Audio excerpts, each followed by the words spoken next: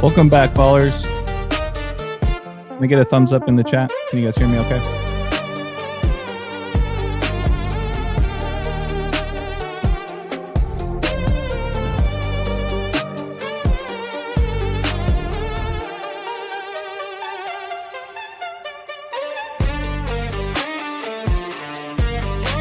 Thank you, Susan. Thank you, Maggie.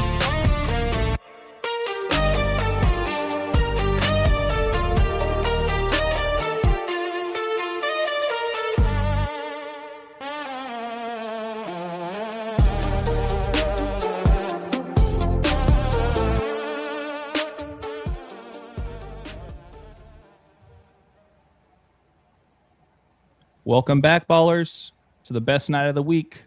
Another night of Eye to Eye with AJ, Rambo, and Cody. Hope you guys are doing well. Tonight is Tuesday night, July 7th, 2026. Before we dive in, thank you, Sally. Appreciate the mic check. Rambo, Cody, can you guys hear me okay? I can hear you. Can you hear me? I can hear you. I can hear you. Ooh, Cody, it looks like we got two of you in here. It's like a double mic. Were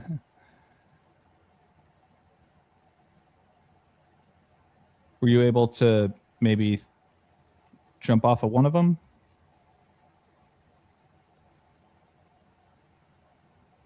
Hold on, my something happened with my thing. I'm not even on to, but can you hear me?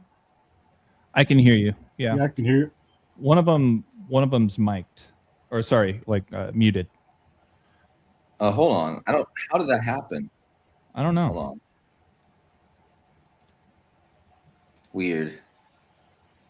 Okay, there we go. I think we're good. No, for some reason it opened two tabs and opened me up in two tabs after we went on. I wasn't even on two tabs before. It's weird. Maggie says twin Codys. That was Cody's weird. a Gemini. Yeah, that goes perfect. Huh? Well, welcome back, everybody. Appreciate you guys staying patient. We'll dive right into it. My name's AJ, Balll Don't Lie, 3 L's in Ball. You guys can find all of my work on Instagram and YouTube, where we're streaming from tonight. Feel free to send me an email at any time, wordplaybook, 3 O's in book @gmail.com. Cody, quick intro on yourself. Let the viewers know where they can find you and support you, my friend. Yeah, thanks again, AJ, and nice to see and be here with you and Rambo today. Look forward to the stream, and also to everyone in the chat. If you guys want to find me, it's Decoding with Cody on YouTube, where most of my streaming is, and then also buymeacoffee.com/decoding with Cody. And yeah, I look forward to the great stream tonight. We appreciate you, Codes. Rambo, please. Yeah. Thank you again for putting this together, and Cody for being here. I know it's difficult for you to be here with the time difference. And this is where I can be found, patreon.com/thetruthcodes. Just one tier, $5 a month. You can join for free as well. Part of the $5 a month gives you access to the Codebreaker community Discord server, and I'm also on Instagram.com/thetruthcodes. You guys see that correctly. It's $5 a month, not a day, not a week. Please make sure you guys give Rambo a shot on patreon.com/thetruthcodes. He does have a free tier as well, you guys, so please make sure to at least sign up for that when you guys have a chance. All of the links are in the description of the video. I'm going to kick things off tonight with a playful prediction with regards to LeBron James's free agency. So in the world of the NBA, it's been out there for the last several days that LeBron notified the Lakers that he will be leaving the franchise to explore other options, which also confirms he'll be back for, what, his 23rd season? Or would that be his 24th season now? Cody, maybe you can help fact check me on that. But either way, my playful prediction, you guys, hear me out on this. If you guys might remember back in 2010, when he was part of the Cleveland Cavaliers, it was pretty much the biggest sports news story of the summer when LeBron James had a 1 hour special, maybe even longer, on ESPN called The Decision, for the record, the decision equals 666. Just like basketball game, just like NBA finals, etc. So that said, tomorrow, July 8th, is going to be the 16-year anniversary of when LeBron James announced that he was going to be leaving Cleveland to join the Miami Heat. So 16 years, which is important because Ohio equals 16 in reverse reduction. But also words like Cleveland and King James V and I both equal 78, like how tomorrow's date would be written 7/8. For those that aren't familiar with at least kind of the historical background behind the name the Cavaliers, just so you guys are aware, LeBron King James is named after King James of England, and his son was King Charles I. And Cavaliers served King Charles back in the day. And what I wanted to point out here is that when you take a look at King Charles's birthday and his death date, take a look at this. When you measure from tomorrow's date, July 8th, back to the anniversary of Charles I's execution date on January 30th, that's 160 days for another 16 when you take out the 0. But also measure to or from LeBron's last birthday, it'll be 190 days, just like King Charles. And when you take a look at King Charles's birthday to tomorrow, you'll see it's exactly 33 weeks on the nose. Not a day to spare. Words like Bible, James, LeBron, Cleveland, all equaling 33 in reverse reduction as well. So we know about that 33. But in closing of why I feel, or at least why I wouldn't be surprised if news breaks that LeBron's going back to Cleveland tomorrow, take a look at this, you guys. You might remember LeBron left Cleveland July 1st, leaving the 17th state, Ohio, to then, win the Lakers their 17th championship. Anyways, take a look back on that date when it went public, July 1st, 2018. You measure it to tomorrow's date. It'll be exactly 8 years and 7 days, just like James equaling 87, just like how tomorrow's date would be written 8/7. But when you break it out in total days, look at that. 2,929 days. 2929, just like Ohio, right? So for me, it could be very storybook once again, as LeBron James is, I guess you could say, on the latter half of his career in the NBA. How fitting would it be, for tomorrow, 23 years and 13 days since being drafted by Cleveland back on June 26, 2023, for him to go home, right? Back to Cleveland, home equaling 23 and 13. So, those are my thoughts on it. I was thinking more about just, the news about certain players re-signing and whatnot. There is a lot of gossip that Cleveland is now like a running favorite, I guess, of where he might end up. But hopefully you guys, learn some things along the way about what I see about why LeBron going to Cleveland tomorrow would make a lot of sense. But anyways, KODI, Rambo, you guys got any thoughts on that?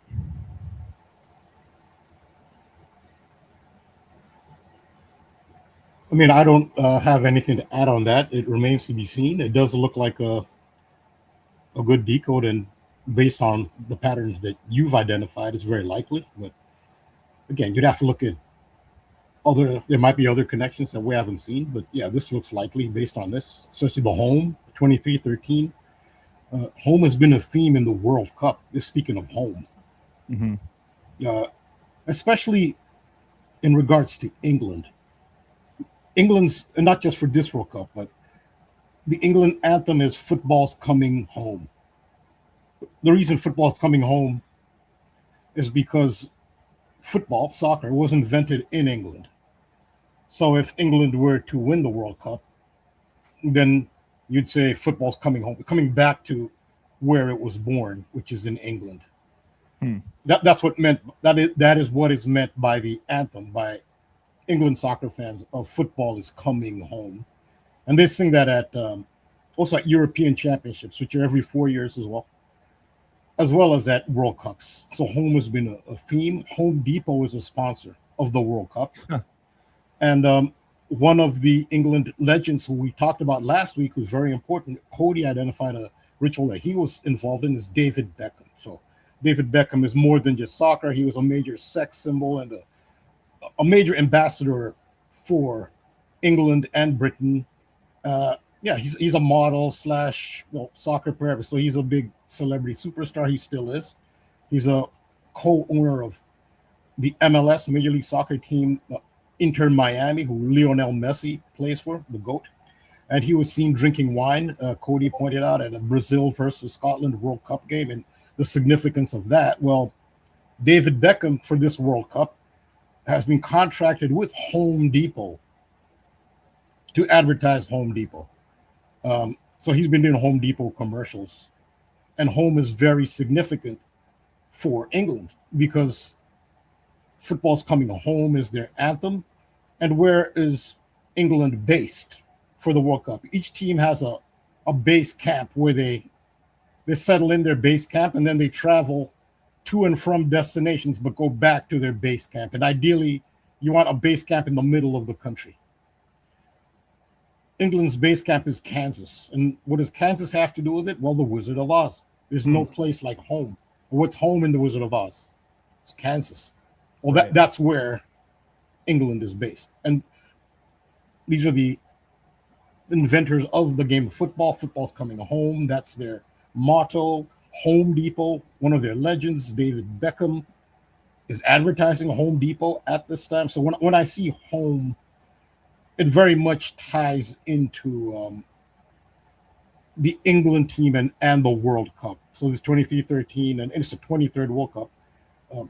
Another connection, also one of England's star players, is Declan Rice, and he did an interview recently wearing a Kansas City Royals cap at the interview, which is interesting. Kansas City Royals, Royals obviously are connected to England and the KC, King Charles. You were just talking about King Charles is the son of King James.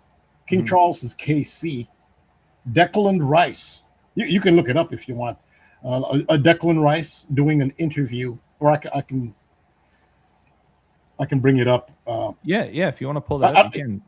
Yeah, I'd have to scroll through my the images I've taken. But Declan Rice.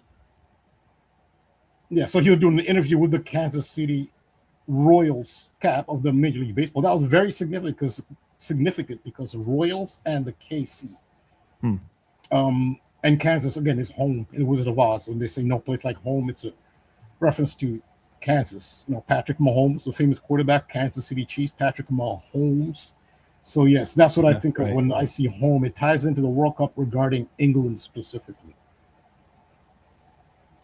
Yeah, no, that makes sense. And for what it's worth, too, Rambo, I believe I saw Messi doing commercials for Lowe's, Home Depot's competitor. You guys got Lowe's out in New York? I'm assuming so. Yeah, it is. Yeah. Home Depot is an official sponsor of the World Cup, of the 2026 FIFA World Cup. Yeah.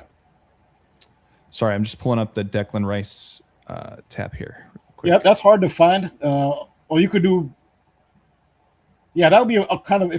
It might be not that easy to find because he wore it at an interview after the Mexico game. There it is. Okay, there you go. Find it pretty easily. Okay. Yeah, there you go. There's your KC. King Charles. And Royals. Right. So, yeah, he knew what he was doing when he wore that. Okay. Another thing, too, Declan Rice, his last name Rice. Who's a football player named Rice? Rashee Rice. You know Rashee Rice, a receiver? Yeah, I was going to ask you current or former. And, well, who does Rashee Rice play for? Who does he play for? Shoot. The wide receiver. Remember, he's in the car accident. He won a Super Bowl, then he was in a car accident in Dallas afterwards. Oh, is he on the Chiefs now, too? Kansas City Chiefs. Yeah. He wears number 4. What number does Declan Rice wear? 4. Rashee Rice wears number 4.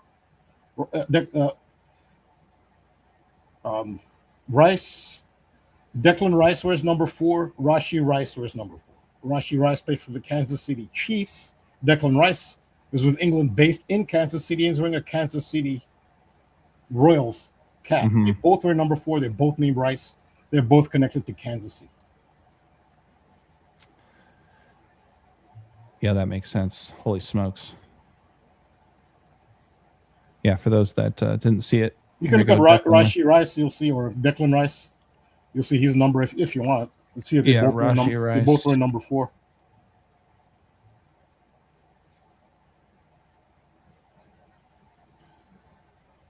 There you go. Here's Rashi, and then Declan.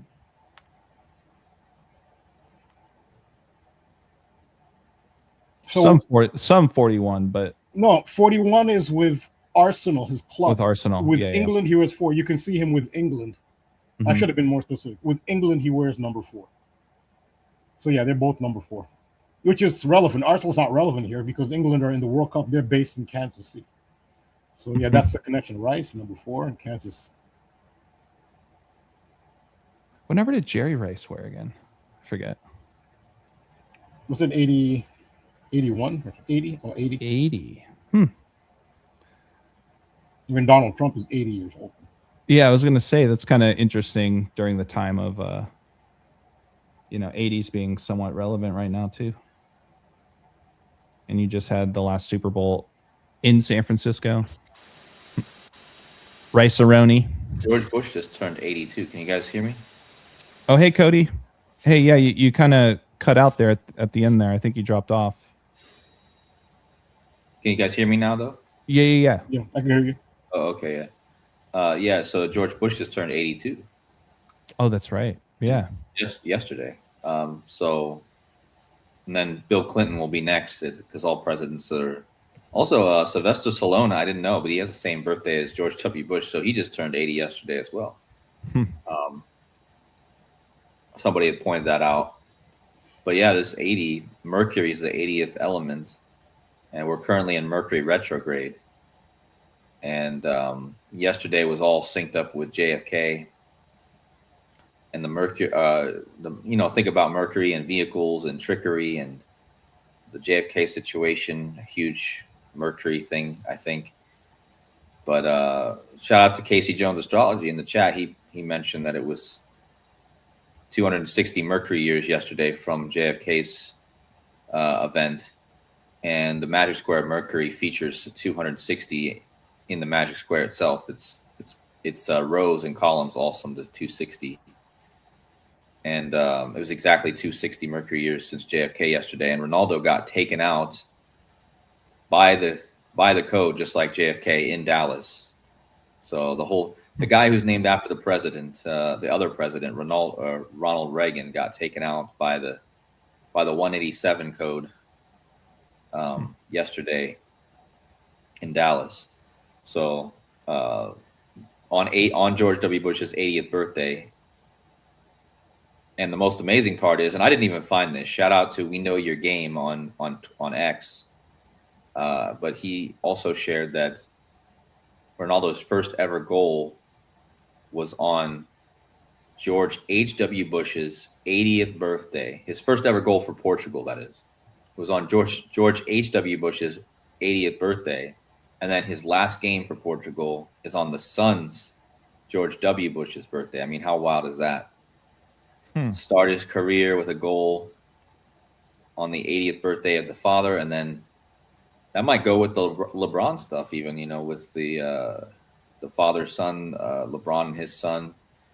But yeah, so that's what I had to add with that, with the 80 stuff, and then also the Cody, if I can just add one thing just about Ronaldo with him going out, what I thought was interesting too. I don't know if you caught this. Haven't had a chance to see your last video yet, but look at this, man. From today's date, right? July 7th. So obviously when we go back a day to yesterday when he lost, it's 49.71. But, I'm bringing it up because now, he's officially eliminated from the World Cup, etc. But look at this. Today, when you include the end date, is a span of 497 months and 3 days. That's the span that Kobe lived. This is also the 666 prime. Well, that's a good catch, and somehow I missed that. But that's that's crazy. That's perfect right there. Yeah, it's almost like his first day, I guess, of retirement, so to speak. I guess that's the way you can phrase it. But yeah, I just thought that 49.73 was crazy alignment, especially with how he went out. Yeah, that's a good one, because that ties into Kobe stuff, of course. And Kobe's always got a big part into the stuff, just like Jordan, but makes you wonder with Right. the that. And I remember when I first, I think it was, I don't know where I first heard that from, but that was a good. I didn't even find. I don't know who found that originally, that Kobe lived that span, but that was a big piece of the puzzle. I don't know if everyone knew that for so long. To be honest, I think that was more of a recent find by the community. Yeah, I don't remember exactly where. It might have been Adam, the illusion. It might have been the illusion. That's what I was thinking too. Yeah, he might have. Yeah. I mean, yeah, it was just wild to think about that, especially related to Kobe. And we know the Kobe themes continue this year, but anyways, yeah, I just want to throw that in there about Cristiano Ronaldo. Yeah, and remember, again, he was in that commercial, Nike commercial with LeBron James. Mm-hmm. So, yeah, and just to go with the King stuff, let's see. I think I have my screen. Can you see my screen? Yeah, here, I got you. There you go. Yeah. I just, as you were talking about the home thing, I realized that home equals king. Right. And 23, of course, which is this World Cup and LeBron's number and all. And his son wears 9, right? So, of course, right. him, father-son connection there. Which is why the 923 is important here. LeBron James equals 923. Well, 923 is the amount of days between Prince William and LeBron James. So, I mean, that to me just proves that LeBron James is synced with Prince William. I mean, 100%.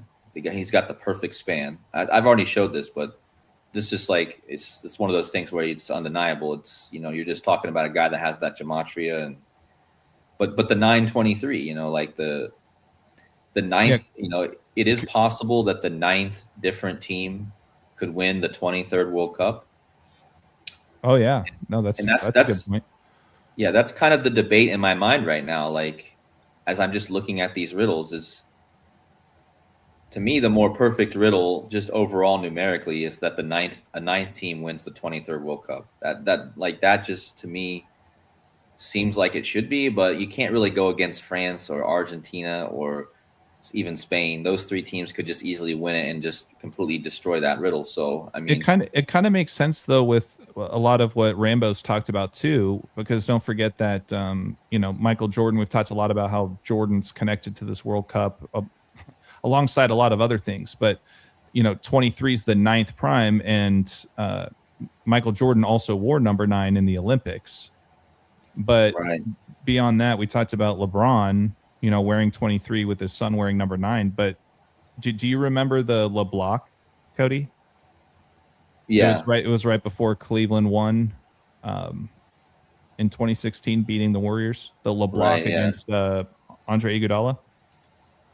Yeah, I remember that. Iguodala wears 9, so there's your 923 kind of ritual right there before LeBron wins it for Cleveland too. Well, I guess this is actually a perfect segue into what I want to share, because I don't have a whole lot, but I mean, I guess the LeBron stuff fits perfectly into my stuff, because I've already mentioned, King County won the Super Bowl. It was all connected to William. Shout out to Gematria Book, who originally got me started on this. If not for him, I would have never realized just how synced everything was with William. But, he'll be exactly 2,300 weeks old on the 23rd World Cup final, the 9th prime. So, that's kind of just that's where it just all started. That's where it all starts, with the idea that there should be maybe a 9th nation that wins. But then on top of that, we just got confirmation that the England will play Norway. And, well, I mean, it will be in the 99th game. And that just seems important because we're talking about the nines, the 23, the ninth prime, but William, Prince of Wales equals 99. And so does the word ascension, kind of like, I know the actual word for a king is ascent. What is it? It's like a different word. It's can't remember what the word is now. Accession. They actually call it an accession instead of an ascension, which is weird, but still they also say that they ascend the throne, or it's like something like that. So ascension works here because ascension equals 99. So does Jupiter. Jupiter's the king of the gods. But look at the 2-star players for the two teams, Kane and Haaland, which is 9 and 9. And what's crazy about that is it'll be their 13th match against each other. And when you spell out the number 13, it equals 99. How perfect. They play in their 13th match and their 99th in the 99th World Cup game. Wow. Perfect. But this is kind of where it gets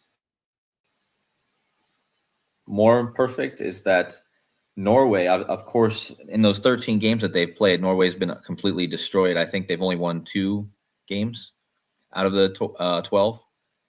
But check out the date that Norway won for the first time, and the biggest upset in Norwegian history. It was on 9/9 out of all days. It was on 9/9/81. And so 81 is 9 times 9. So it's the perfect day for the nines. It's 9 times 9, and 81 is 9/9. So that was exactly 41 years. Is there any games? Are there any World Cup games being played in Brooklyn? The only reason I ask is because of the show Brooklyn Nine-Nine, and we just had a death of one of the main actors from that show within the last year or two. At least in between the latest World Cup. That would be. There's no in Brooklyn. I mean, there's only one stadium. There's the final stadium is in New York, New Jersey, but it's not in Brooklyn. But it's close enough. I mean, it's New York and It's New York. It's called the New York and New Jersey Stadium. So I mean, yeah, it might as well be in that close enough to that same area. I just had to throw it out there from an entertainment perspective. I know a lot of people are familiar with that comedy show. Yeah, there probably is something to that, because like I said, it might as well be New York, Brooklyn, New York. It's pretty much the same, even though it's not actually in Brooklyn, but the stadium. But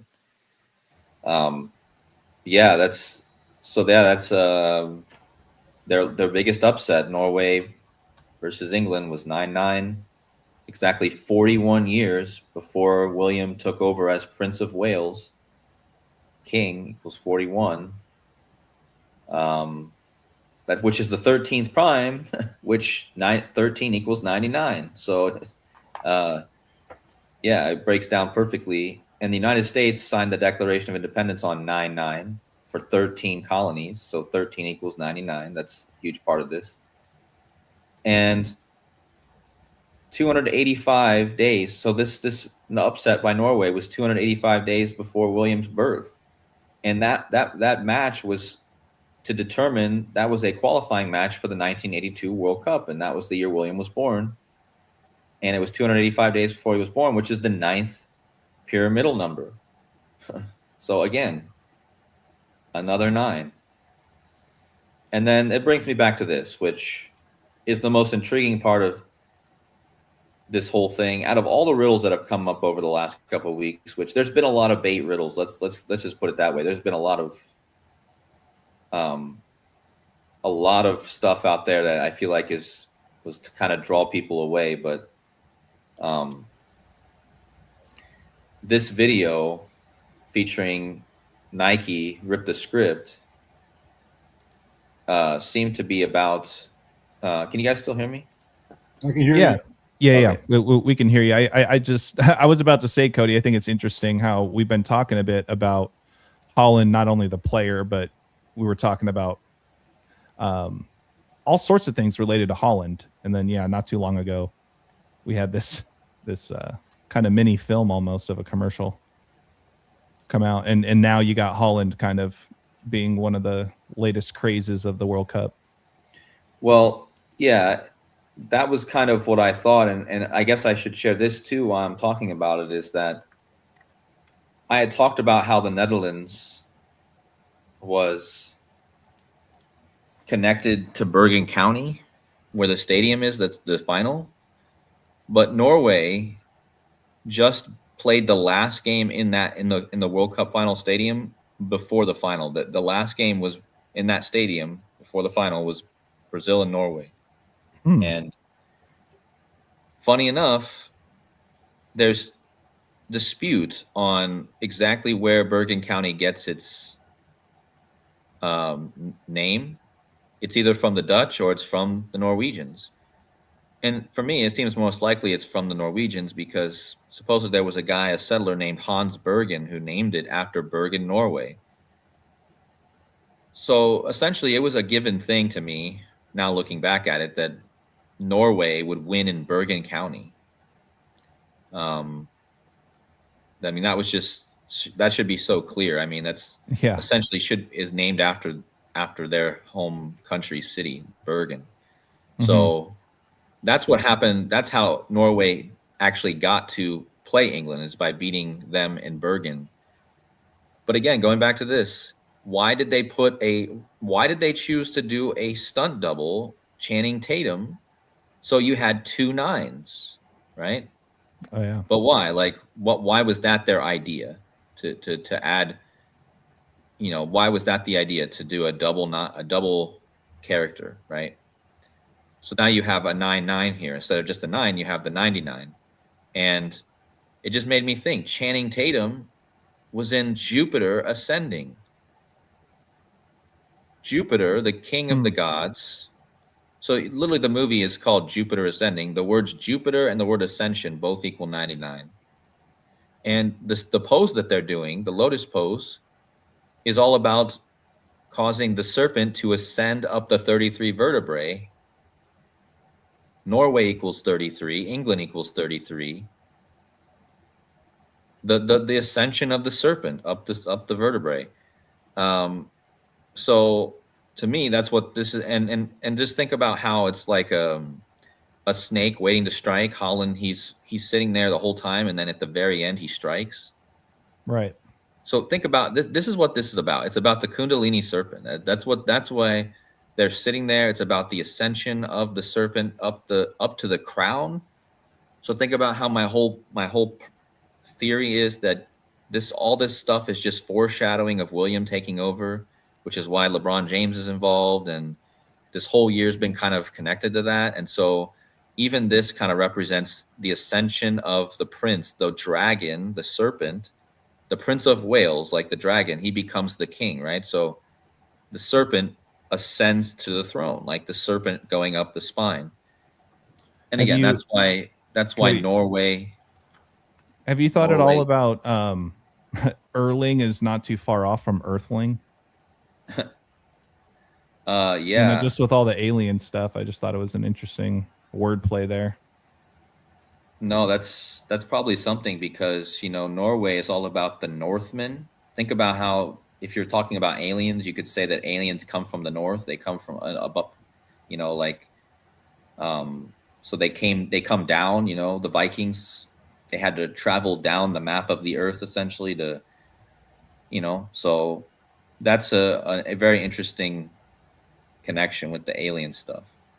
But yeah, it definitely, this Nike video has just got me puzzled. Is there going to be another repeat winner, or was this a foreshadowing of a 9th winner? And if that's what happens, it will be right in our face. But we'll see if that's what happens. But the other option here is, does Norway get knocked out in their 99th game against England? Is that why there's 2 9s here? So you just never really know. It's amazing how perfect it is, though. Yeah. I mean, it lines up perfectly. And Holland is called the Beast. And there's a guy in wrestling named Brock Lesnar who's called the Beast. And he recently faked his retirement and then came back. And look at Brock Lesnar. He looks very Viking-like, just like Holland. So, yeah, there's something going on probably with Holland and Lesnar. I even saw a meme on X of giving the head of Holland on Brock Lesnar's body. So there's even that. But yeah, what was I going to say? I had one more slide, I thought. And one more thing to go with the Norway. It's interesting. Sorry, I was just going to say it's interesting that Fred mentioned that Erling, I believe DOA is that date of birth maybe to the final on 7/19 is 49/49. Sorry, 94/94, Alien 94. Just want to throw that in there. That's what I was going to eventually get to or say something about, because he does have a twin number on the final. So think about how he's got a twin in the video. Right. And think about how he's got a twin, just the fact that he's 94/94, which is like twin 94s. And Alien equals 94. But there's got to be something else about the 94 there if he is gonna make the final. I mean, the Knicks, won with 94 points to defeat the Alien. In the finals. Just throwing that in there. Yeah, that might definitely throw some more 94 stuff out there, because I think there's something, if that is the thing, I think there's definitely something to this 94 days old. Like you said, Alien. I think there was something else I was thinking earlier. Oh yeah, the word 9. Think about it. The word 9 equals 94. So is it kind of interesting to think about how there was 2 9s in the video and like twin 9s, but when you type out the word 9, it equals 94, which gives you, if you type out 99, you would get twin 94s. Well, here's another one, just something to think about, Cody. California, the state of California was founded on September 9th, 9/9. And Los Angeles, which is also hosting games in the World Cup, was founded on September 4th. There's your 9/4 and your 9/9 with the World Cup. And California, specifically LA.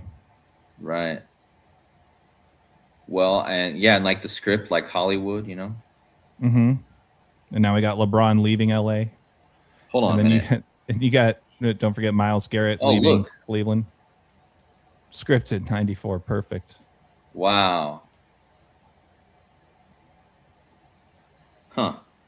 So that could, I mean, the name of the video is literally Rip the Script. So scripted equals 94. Huh. Yeah. So you got to think the Myles Garrett thing too, leaving Cleveland, coming to LA. Similar to how LeBron left Cleveland to go to LA. Right. A lot of moving parts, obviously. And another thing is Brazil. So Norway knocked out Brazil, and the last team to win in the United States was in 94, was Brazil. So is that also a callback to 94 where Brazil won? So here's an interesting thing that I didn't find, but somebody else found. And I'm trying to go quickly through this because I'll just be almost done in a second. But so there's a pattern that's playing out in the World Cups that has not been broken yet. Now, it doesn't mean it can't be. All these patterns can. This isn't like the Netherlands guy who's predicted the last 3 World Cups to be right, and then he predicts his 4th one. He was wrong because finally it got out there, and of course they weren't going to let that happen. So, but look at this. Every time a team eliminates Japan in the World Cup, the team that goes on to eliminate the team that eliminated Japan wins the World Cup. Can you repeat that? So just kind of looking at this thing I have up here. Right. So I'll just go through this. In 2002, Turkey eliminated Japan from the World Cup. Got it. Okay. Brazil eliminated Turkey, and Brazil won the World Cup. In 2010, Paraguay eliminated Japan, Spain eliminated Paraguay, and Spain won the World Cup. Got it. Belgium the next year eliminated Japan, France eliminated Belgium, France won the World Cup. And the last World Cup, Argentina eliminated Croatia, who eliminated Japan. Well, who eliminated Japan and who eliminated them this year? That would be Brazil eliminated Japan and Norway eliminated Brazil. So if this pattern repeats, Norway will win the World Cup. If this pattern repeats, Right. that's an undeniable fact, just looking at the pattern. Well, and don't forget too, with that image that you shared on the commercial. I mean, Holland, like you said, the serpent. I mean, he's sitting there in the background. Channing Tatum's like, "Hey, why aren't we getting in on the action?" You know, and he's just like, "Be patient." And of course, Holland is at the very, very last scene. You know, very last second of it, scoring the goal. So, yeah, exactly. So, is it just that straightforward? Like, is that what they're just going to do? I don't know. I don't know. I don't really trust it 100%, of course, but if it does, we're just looking at things beforehand and trying to do our best to decipher them. But yeah, and Trump there was this viral video of Trump with Nordic people a few weeks back when the World Cup started. So there's another thing to think about. But yeah, I really can't go against this Argentina thing either, because this week I did a video since the last time we talked. Those two people who climbed the tower in Angela and Ivan, the Skywalkers. Right. Their movie that they released on Netflix. I don't know if you guys saw my video. Did you guys see it? I haven't got a chance to see it yet. Yeah, no. I didn't see it. Okay, so then I'll just show you this part because oh shoot, I'm in the wrong thing. Let me just open up another thing real fast. So this whole the whole reason that they were in the news climbing this tower is because it was a reference to the World Cup. Like it's undeniable. Because I noticed something. I noticed that I knew that the World Cup was in New York, so I was like, okay, there might be something. But they released their movie on Netflix called Skywalker's A Love Story on July 19th, 2024. So that was exactly 2 years before the World Cup final in New York this year. That was when it was released on Netflix. And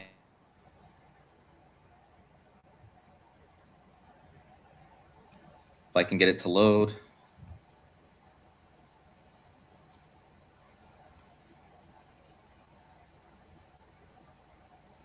All right, so I noticed that right away that they were releasing they released this on July 19th, exactly 2 years before. They also climbed this building 18 days before the World Cup final, which is a gematria of love. Love that.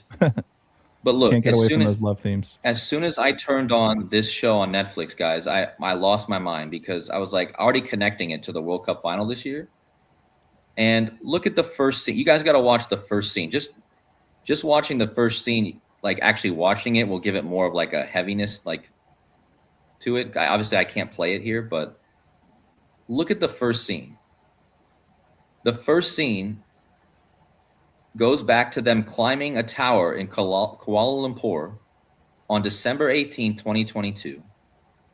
That was the exact day of the last World Cup final. And in this video, they show Messi. The whole video is about the World Cup final because the whole reason that they were able to sneak into this tower in Kuala Lumpur was because everyone, like the security guards, were watching the game. The woman even says it. She says the security was too busy watching the match for us, and we were able to sneak by. I mean, is that not mind-blowing? Like, I'm literally making the connection. I turn on the video. The very freaking first scene is this. And she's saying that the whole reason they're able to climb this tower is because of Messi scoring the goal. Wow. I'm going to have to put this on. Yeah, just watch the first, just watch it's literally the first second. And what makes it even crazier is we got Pope Leo. So this was one day after Francis's birthday. One day after this happened, And this was 1309 days from this game to the next World Cup final. Look at the gematria of Pope Leo the 14th, 1309. So this is why I can't fully get on another team winning, because I mean, this is, I mean, but then look at something I found that you might want to look into, AJ, is betrothed numbers. Basically numbers that are essentially married to each other. And I'm not going to get into exactly how that works. You can read it. It's not so complicated. But what's crazy is they show the number 140 in the first two scenes. The movie's 1 hour and 40 minutes long. And then they show at 1:40 a.m. on December 18th. Well, from this game and this scene in this movie on December 18th, 2022, to Pope Leo's conclave, 2 years, 140 days. 214 like Valentine's Day, but the 140 is the number in the beginning of the video. But the number 140 is betrothed to the number 195. And again, you guys can look that up on how that is, but 140 and 195 are engaged numbers. And look at this, from the scene in their movie with Messi winning to the day they got engaged in New York, 3 years, 195 days. So does that make sense? Yeah, I'm just going to have to look more into how exactly they're kind of married together. You know? It has to do with when you add up their factors. Mm-hmm. It comes out to be one more. Like I said, it's a very simple explanation. You can have the AI even show you like an example of how it works. But it is a mathematical thing, and these numbers are considered to be betrothed numbers. But think about it. What are the odds that from this scene in their movie, what they made, to climbing the tower and getting betrothed, because that's what betrothed means, engaged. It was exactly it was 195 days after the anniversary, just like Leo was selected 140 days, or his conclave began 140 days. And those two numbers are betrothed.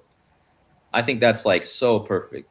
Like using it's not just because they're betrothed, it's just because the symbolism. That's exactly what they did. They got betrothed. Like, so for me, it's undeniable, just like thinking about how perfect that is. And they put that in their video. They put the 140 in there for that reason.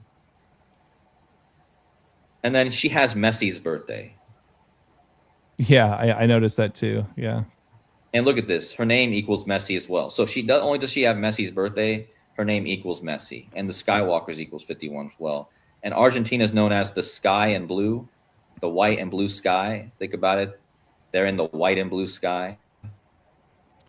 Angela and Ivan's birthdays, I'm pretty sure, are 322 days. But yeah, that's all I'm going to talk about on this.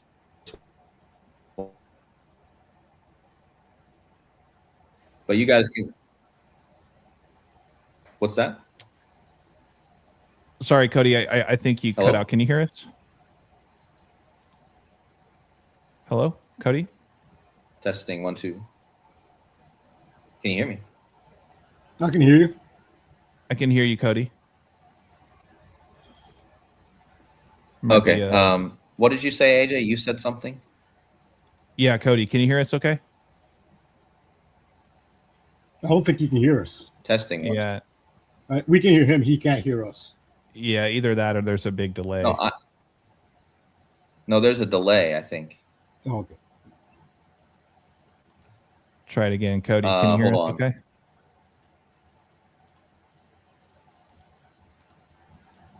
Testing 1 2. I can hear you, Cody. Can you hear me now? I can hear you now. Yeah, I can hear you. Okay, I'm just wondering if there's a delay or not. There might be. Can you hear us now? Okay, it doesn't seem like there's a delay anymore because you're answering me back right away now. So I don't know what's going on. Yeah, well, Cody, I was just saying that Angela and Ivan's birthdays are 322 days apart. Right. I also showed that in my video as well. That was like the first thing I found. I was like, let me just measure their birthdays. And yeah, 322. And isn't that go perfectly with Rambo? How he always talks about the skull and bones is the missing, is the emotion, the love. Right. But they filled that. You know, they're born 322 days apart, but they filled that void, right, with their love, right? their shared love. So that's interesting. On the phallic building. Right. Yeah. Yeah. So my last thing, because I won't talk about the Ronaldo stuff. I already did the video about that today if you guys want to watch it. But so as I was doing my Ronaldo video, going back to exactly why I can't go against Messi again, because they should have lost today. They were down 2-0. But yeah, they came back and won. So while I was live on stream, actually. So look at this.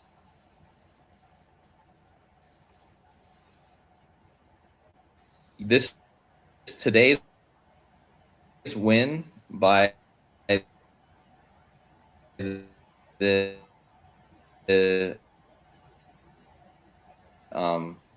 by the by Argentina was all connected to eclipses. And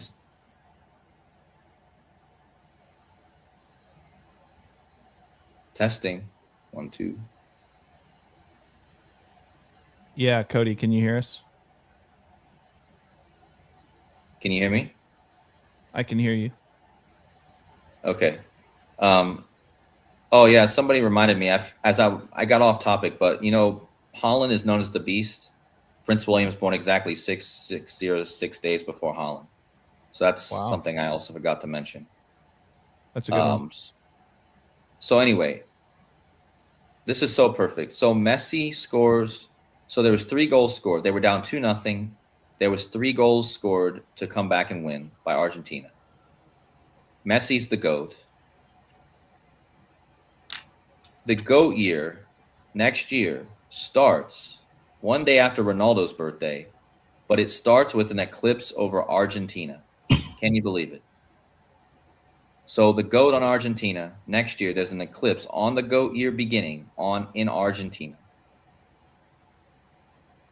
But the number 177 today was the 177 days left in the year. This might be one of the more important numbers that gets overlooked. Everyone talks about 201, 322, but 177 is an actual number that has to do with actual events in the sky. It's the eclipse number, because eclipses are normally separated by 177 days. That means that this win today by Argentina over Egypt was on the 177 days left in the year. And if you go from the eclipse over Argentina on the beginning of the GOAT year to the big eclipse, the even bigger one, the eclipse of the century over Egypt on 8/2, it's 177 days, because that's the normal span between eclipses. And Argentina just eclipsed Egypt. Well, exactly. It's exactly like this. This is so perfect. Like, more beyond that, you can you could do a whole channel just showing how everything is about eclipses. You really could. And look at this. The guy who scored the goal, the first goal for Argentina, Christian Romero. Basically, this guy is Cristiano Ronaldo. Like, they're doing like a double take on Cristiano Ronaldo. This guy, not only does he have the CR initials and the same first name, if you type in his name in Latin, Christian Romero, it's the same. He's got the same gematria as Cristiano Ronaldo. Huh. So I mean, Messi's playing with Cristiano Ronaldo. That's the joke, is that he's playing with a player that essentially represents Cristiano Ronaldo. But look, Christian Romero scored the first goal. His name equals 177. Scored it on the day leaving 177 days. Messi scored the middle goal. Of course, Messi's the GOAT, which connects with the eclipse over Egypt, the GOAT year. But look at this. The guy who scored the game-winning goal, Enzo Fernandez, his name equals 177, like total eclipse. And he was the one that solidified the total eclipse of Egypt. They eclipsed them. I mean, this is just, if you really think about it, this is absolutely mind-boggling, because, again, Argentina eclipsed, the 2 eclipses are separated by 177 days in the same 2 countries. And this is exactly why the last teams remaining in this tournament are Spain, Morocco, because and England, Spain, Morocco, and England. That eclipse next year over Egypt also goes directly over 3 territories represented by those 3 countries. The eclipse goes over the Strait of Gibraltar, which is actually a British territory. So there's England, but it also goes over Morocco and Spain. And Cody, really quick, just so you know, OG Anunoby, you remember him? Also known as Obi-Wan Kenobi with the Knicks. He had that big tip in to take a 3-1 lead in the series. Right, yeah. His birthday is July 17th for your 17-7, and he's from London, England. Oh. So just something to add in there as well. That's crazy. Might be something for England there too. But yeah, I'm almost done. Just to go with that eclipse thing. Why is Argentina winning 3-2? Twice in a row now, because they won against Cape Verde 3-2 in the round of 32, and now they win 3-2 again. 32 sun rays. 32 sun rays on the sun of May on Argentina.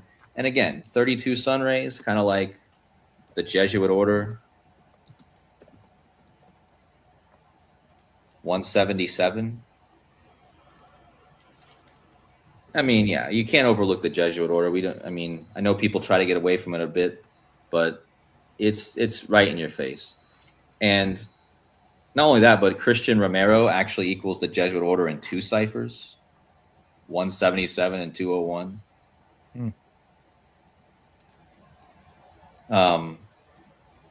So, and then last one, look, just to go with the eclipses again, I just showed you the 177, but Egypt's record became 1 win, 5 draws, and 6 losses in the World Cup. 1, 5, 6. Well, eclipses are separated always by either 1, 5, or 6 synodic months. Huh. So if you don't think this is about eclipses with the 177 and then this happening at the same time, because like I said, this is a shout out to Derek again. Derek from Gematinator, his old channel is essentially about eclipses. I mean, he talks. If you just honed everything in on your decoding and just made everything connected with eclipses, I think it might actually make decoding easier, because I think if you were able to figure out what everything's happening in relation to eclipses, I think things would even become more clear. Like this game, like it. Well, and obviously, you know, the 156-911 connection, how 2 towers became 0, become 1, kind of like how 2 twins, you know, sun and moon come together, overlap, become 1, you know. Right, exactly. So it's all about the 2 into 1. Even the 2 people climbing the 1 tower in New York. Think about it. 2 people climbing 1 tower. So the twin towers of San Antonio becoming the 1 tower with Wendy. Right. Yeah, and 2 people becoming 1 and having a kid. 2 people producing 1. I mean, that's not always. Sometimes you have twins, but that's most of the time it's 1 kid. So, yeah, it's everything's about 2 into 1. Really, is what it's about. I mean, that's why Diogo Jota was the guy being used for the Ronaldo thing, because his jersey number is 21. So they had to be walking around with the 2 into 1 on their jersey, right? 2 eclipses. I mean, the sun and the moon come together. That's the eclipse. That's why the eclipse is important. So, yeah, fading. That's all I got. I went a little bit longer than I wanted, but no, we appreciate it, Cody. That was phenomenal stuff for sure. I'm just what's that? Fading the public's comment here. You're not shadow banned. We saw you earlier. Cody had pinned that, talking about that 666 connection with Prince William and Holland. Thanks again, Cody. Really appreciate it, man. Yeah, thanks for listening, everyone. And like I said, appreciate it. And I think it's just so much stuff to always talk about. But the eclipse thing really got me. So I think I'm going to start really looking more into eclipses. And I mean, I do often look into them, but I think the rest of the games I'm going to try to relate to the eclipse coming up. So Yeah, There's actually one next month too. I probably should also look into. Rambo, Thank you you, out there? Maggie. Yeah, I'm always here. Always here. Yeah, I wouldn't abandon you in the middle of it. No, it's all good. Obviously, KODI covered a lot of stuff there. Yeah, it was an amazing, mind-boggling, especially thinking about the movie where they're actually literally watching the World Cup final. That's pretty mind-boggling. Oh yeah, yeah. But Definitely gonna have to see the beginning. so something I'd say about that is the Empire State Building. The address of the Empire State Building, it's partially on 33rd Street. So it's at the intersection of several streets, and it's partially on 33rd Street, which is relevant because 33 represents the human spine. 33 vertebrae on the spinal column at birth. Some of them actually fuse together when you get older. But when you're born, it's 33 vertebrae on the human spinal column. KODI alluded to Kundalini energy and Erling Haaland. Well, Kundalini energy is said to be a coiled serpent at the base of your spine. The energy uncoils, like the metaphor is a snake uncoiling until it goes up the spine through the brain stem, and eventually the Kundalini energy will stimulate your third eye pineal gland in the chakra system that's going from the base root chakra to the crown chakra. So the Kundalini is always related to that 33. So the Empire State Building actually does represent the spine and the Kundalini path. This is illustrated in the Bible and in Freemason iconography or allegory. There's Jacob's ladder. Jacob's ladder in the Bible, it's about Jacob falling asleep and envisions a ladder. And angels go up and down the ladder. The ladder is there's so many different metaphors for the human spine. It's the ladder, it's the middle path, it's the beanstalk and Jack and the Beanstalk, it's the yellow brick road. Train tracks can be representative of the human spine and the Kundalini path, but Jacob's ladder of the Bible is very central to that. And in the Bible, and Freemasonry has also adopted this. I mean, a lot of biblical narratives are very in sync with Freemasonry. For example, Jesus living 33 years, dying at 33. There's that number again, the spine. Jesus being a builder. A mason is a builder. Jesus was a carpenter. So you'll see the same imagery. So Jacob's ladder is very central. You'll see Jacob's ladder and a lot of Freemason iconography in between the pillars. So Jacob envisions angels going up and down the ladder. And what is the female's name who went up the Empire State Building, which is on 33rd Street in Manhattan? Her name is Angela. That's a reference to angel. That's Jacob's ladder. That is very biblical and in line with Freemasonic allegory, which is based on other ancient mystery traditions. It's very old and Vedic as well. Kundalini, it's all very ancient traditions. So that's why her name is Angel. It has to do with Jacob's ladder. And the angels that went up and down Jacob's ladder, which is the spine, it's on 33rd Street. And what was the final? So KODI tied into the 2022 final that Argentina won, and they were able in the movie to climb the building because everybody's attention was on the World Cup final. What was the score of that World Cup final between Argentina and France? 3-3. It's 3-3. There you go. It's your 33. That's Jacob's ladder. And that's why her name is Angela. Angel. The angels go up and down. Yeah. That is a phenomenal story, those two. But so yeah, I can share my screen. Yeah. Do you see? We can see it. Yeah. A big story in the World Cup, and I knew this was going to happen. You knew that Donald Trump would become part of the narrative. Donald Trump was not going to stay out of it. He was going to be interjected into the World Cup. You could see it coming, and it did. A United States player received a red card in American terms. That's ejection, but you say red card in soccer. You have to leave the game. In soccer, when you receive a red card, You have to leave the game, but you're automatically suspended for the following game. That's to keep the game safe and to keep the game clean, to discourage, violent play. You're automatically suspended. The USA's the top player so far for the United States in this World Cup has been Florian Balogun. No one heard of him before. He played for Monaco in the French First Ligue 1. Nobody had heard from him until this World Cup. And he's been introduced to the world. Florian Balogun has taken the world by storm. He's been the USA's best player and their leading goal scorer. Well, he received a red card, and it was disputable, but that's all sports are. There are a lot of disputable calls.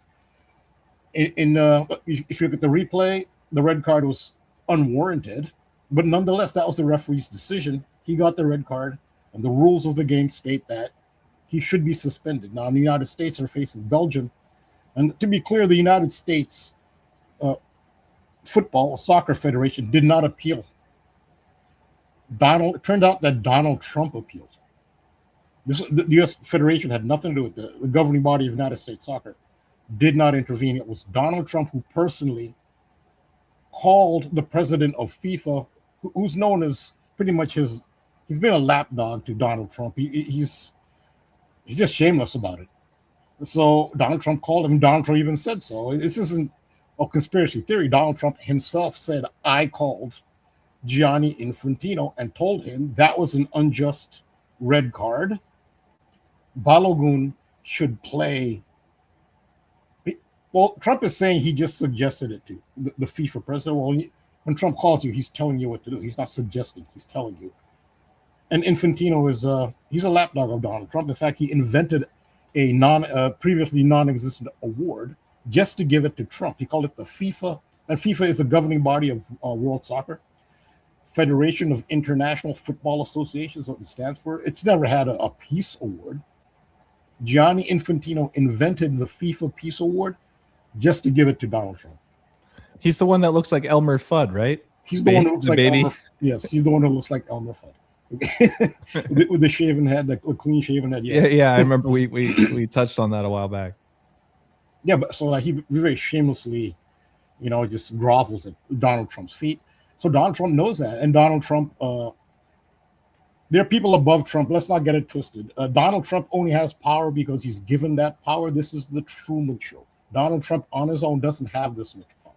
It's a role he's been given, a much more powerful institution that actually has power in the entire world, gives Donald Trump that role. Trump himself doesn't have that power. So Trump was told, let's face it, his overlords told him to call Infantino. Everyone's like, oh, Trump's the emperor. He's so powerful. He's an actor. He's literally in the acting Hall of Fame. He's playing a role, and that's the power that his overlords have given him to call the president of FIFA and say, damn the rules of FIFA and soccer. The U.S. player will play against Belgium, which is what happened. FIFA announced, well, by the way, Balogun's suspension has been, I guess, they kind of changed it to probation, basically. So if he commits another foul, he'll serve an extra suspension. So yeah, they just pretty much put him on probation, and they just blatantly waived the rules, which the entire world is up in arms, but especially Belgium, since the United States will have to play Belgium next, and Belgium will now have to play a full-strength United States team when, according to the rules, the United States best player should not have been in that game. So this is overshadowed the actual soccer. I mean, other things have, but not like this, where a dictator of a country, imagine Vladimir Putin, because Russia held the World Cup in 2018, doing something like this. I mean, but you might expect Putin to try that, but yeah, Trump, I guess you're not surprised. Trump was always going to be part of this. So it's become very political. In fact, just to give you an idea, there's a California Democrat who's part of a committee for the World Cup. Even he's complaining. Of course, they have to politicize it. This is part of the divide and conquer. Left, right, Democrat, Republican. This is part of, so a Democrat has to be there to complain. A Democrat has to be part of the committee. So you have that divide, So Democrats can be kind of, oh, we're the righteous ones now condemning Trump. But it does, it casts a pall over FIFA now. Like the rules don't matter anymore. So this is the big story. But there's more to it. And I just want to go over some of the things that I have discussed before, just to understand maybe the context, because this is all ritual. Everything's ritual. And the context in which this happened. This is something we've talked about before. Donald Trump and the image he has, he has a Christ image and he has an Antichrist image. So he has a Christ Antichrist thing, which is Mercury. Mercury rules Gemini. He's a Gemini. Gemini is the Antichrist, the trickster, the thief, the liar, Democrat. That's Mercury. Mercury is also the divine messenger. So Mercury is the Christ and Antichrist. So Donald Trump has that duality. He kind of has that Christ figure, which he's portrayed himself, as Christ in some tweets, but he's also Antichrist. But the Antichrist imagery seems a lot stronger with Donald Trump. So we've talked about, this is one of the strongest ones, is somebody who was considered an Antichrist, Jack Parsons, the ceremonial magician who was part of Aleister Crowley's Thelema, the Order of Thelema. And Aleister Crowley famously condemned Jack Parsons along with his Thelema colleague, L. Ron Hubbard, because they went away from what Aleister Crowley felt were the rules, the teachings, and the ethos of the Order of Thelema, which is Crowley's order. And he felt Jack Parsons and L. Ron Hubbard he said, this is not Thelema, this is not what I'm doing. So imagine what it takes to get Aleister Crowley to freak out. Well, Jack Parsons succeeded, and he's kind of considered an Antichrist figure, because what Jack Parsons and L. Ron Hubbard were doing was they were trying to usher in an Antichrist.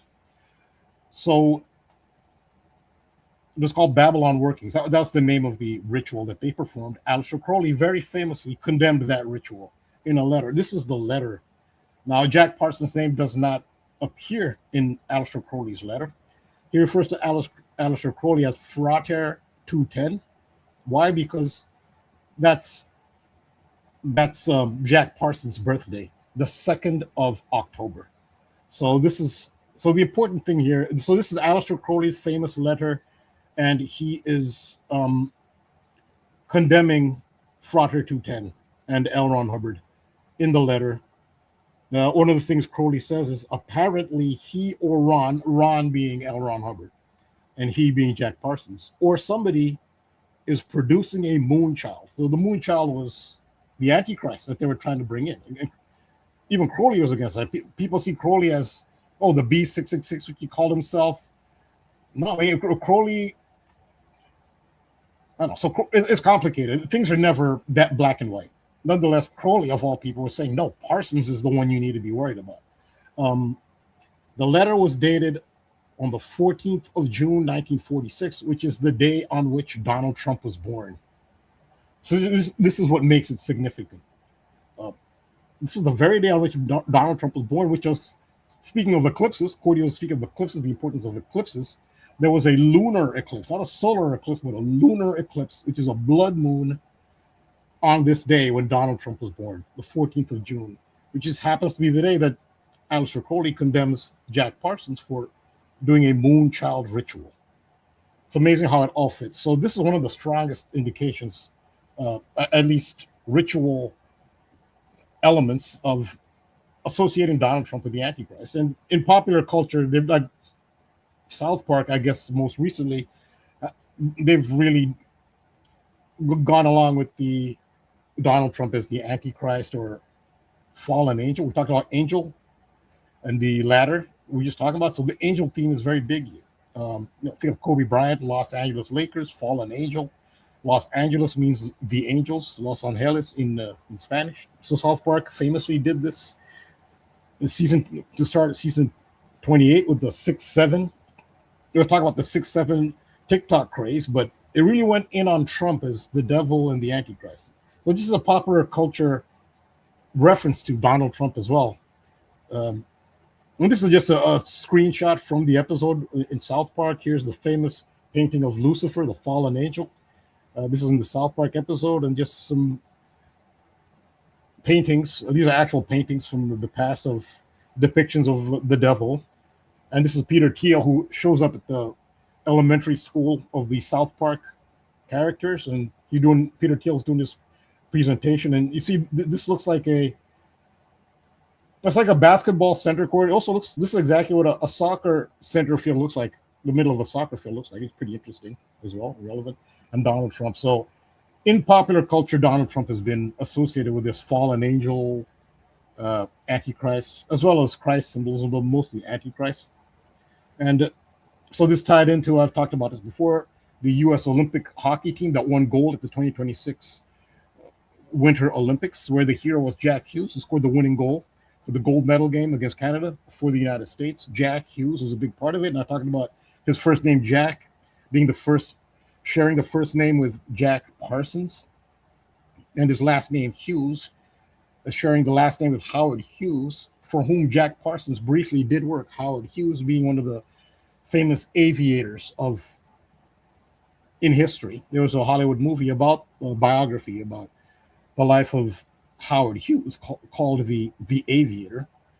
This is, I don't have this a visual here for that, but this is not just looking at their names. It actually turns out in the date numeral, not just the date durations between the birthdays. If you take Howard Hughes's birthday, it's 141 days later is Jack Hughes, the hockey player's birthday, and then 141 days later is Jack Parsons' birthday. So the association with Jack Hughes and Jack Parsons and Howard Hughes, it actually comes out in the duration. Jack Hughes' birthday is right in the middle between Howard Hughes' birthday and Jack Parsons' birthday, exactly 141 days in between. So it is a very appropriate. Yeah, for what it's worth too, Rambo, just so you know, Anton LaVey also equals 141. Oh, that's a good one. I don't know if you told me that at the time I did maybe you did, but yeah, that's a big one. That's 141 comes up a lot in the aviation theme. But yeah. Well, it's funny you say that because Oliver Tree equals 141. Wow. Okay. Yeah, 141 is, I mean, that's a separate decode, but it comes up with aviation. It's for some reason it is an aviation code. It was at when Jack Hughes scored the winning goal, the gold medal winning goal against Canada, there was 141 left on the clock. Wow. It's amazing. Yes, it was 141 on the clock, and he just happens to be right in the middle of 141 days between Howard Hughes' birthday and Jack Parsons' birthday, and he has one of their first names, one of their last names. It's amazing, this synchronicity.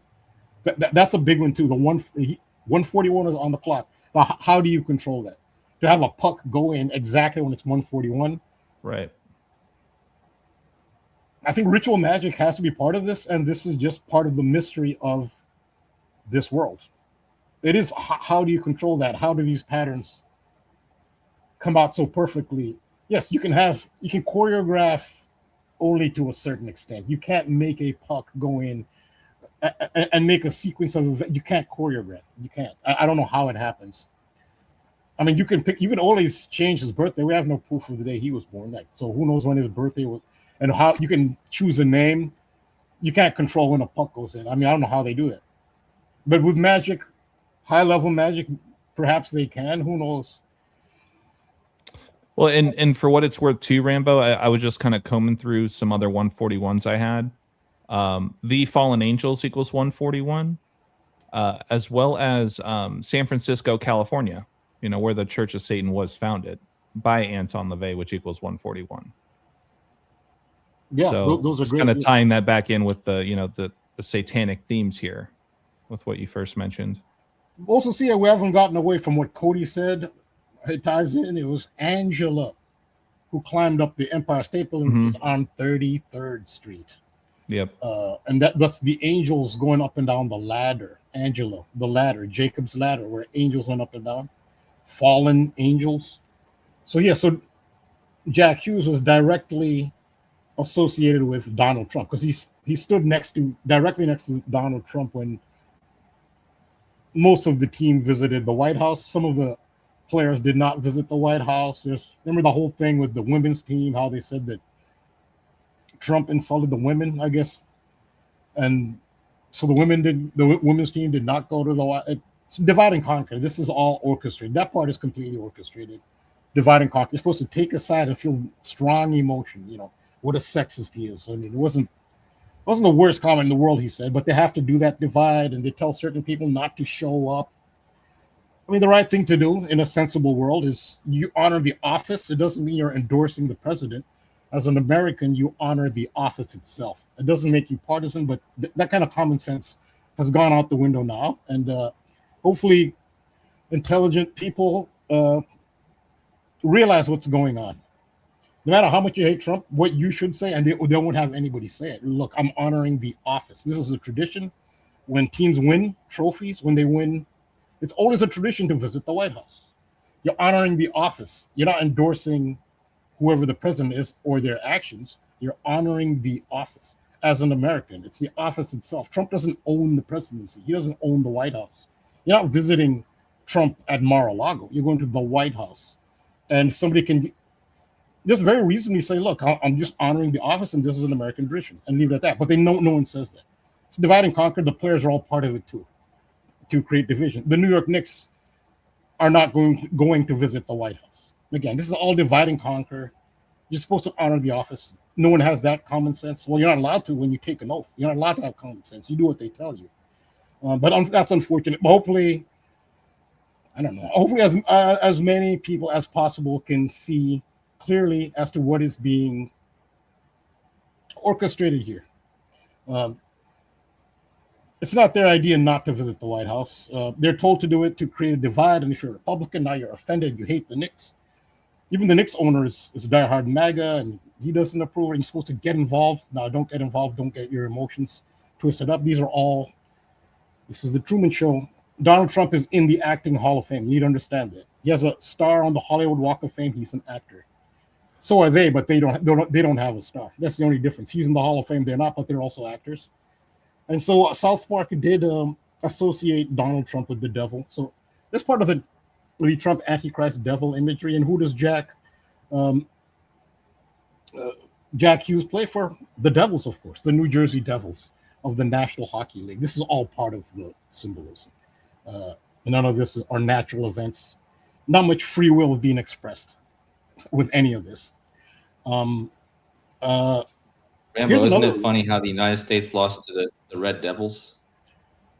Yeah, I was going to get to that in my decode. Oh, but okay. They lost the Red Devils. I was going to get to that. I was leading up to it, but yeah, I guess AJ, you're off the hook. Sorry, Rambo.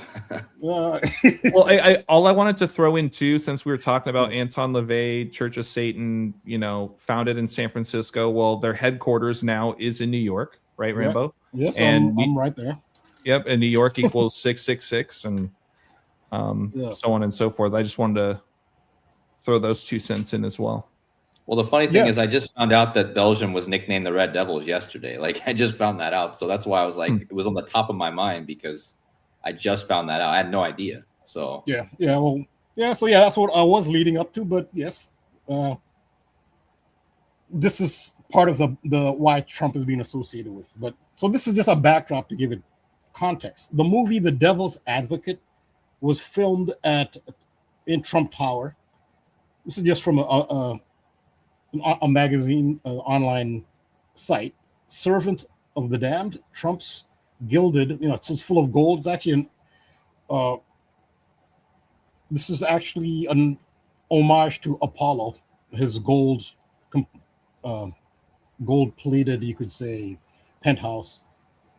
Trump's gilded New York penthouse setting for Satan's home in The Devil's Advocate. So they used Trump's home as the devil's home in the movie The Devil's Advocate. So just some of the devil programming that goes with Donald Trump. And we're speaking of angels and fallen angels. Well, this is a ritual associated with the World Cup that we talked about. A woman in Brazil, 21 years old, died after being thrown from a rope. Woman 21 dies after being thrown from Brazil rope jump bridge. It's a weird sentence. Without harness. Brazil rope jump bridge. Nonetheless, this is a fallen angel ritual, which I talked about. Her name is Maria. in Brazil, and it happened on the day that Brazil was playing Morocco in the World Cup. It happened on that day, June 13th. Fallen Angel, again, and Donald Trump. This is the cover of. I've talked about this a lot. The album 1984, released in 1984 by Van Halen. It's a baby Lucifer because there are angels there, and a Lucifer is another name for a Lucy is the name for a loose cigarette. If you sell cigarettes outside of their pack, they're called Lucy's. So that is, and Lucifer means light bearer. So a cigarette is the symbol for Lucifer, the light bearer. And so an angel, you can see the wings holding a cigarette. That's a reference to it's a baby Lucifer. It looks like Donald Trump, and if you look at pictures of Donald Trump, this looks like the baby on the 1984 album by Van Halen. The biggest hit from Van Halen on the 1984 album is the song Jump, which is relevant to all of this. With this going on, and Trump, he had to be part of this World Cup. Not his idea. His overlords made him do it. Was Sympathy for the Devil also on that album? I'm just curious. I don't think it was. No, we can look it up. Sympathy for the Devil, Van Halen. Yeah, I don't think it is on 1984, but we can clarify.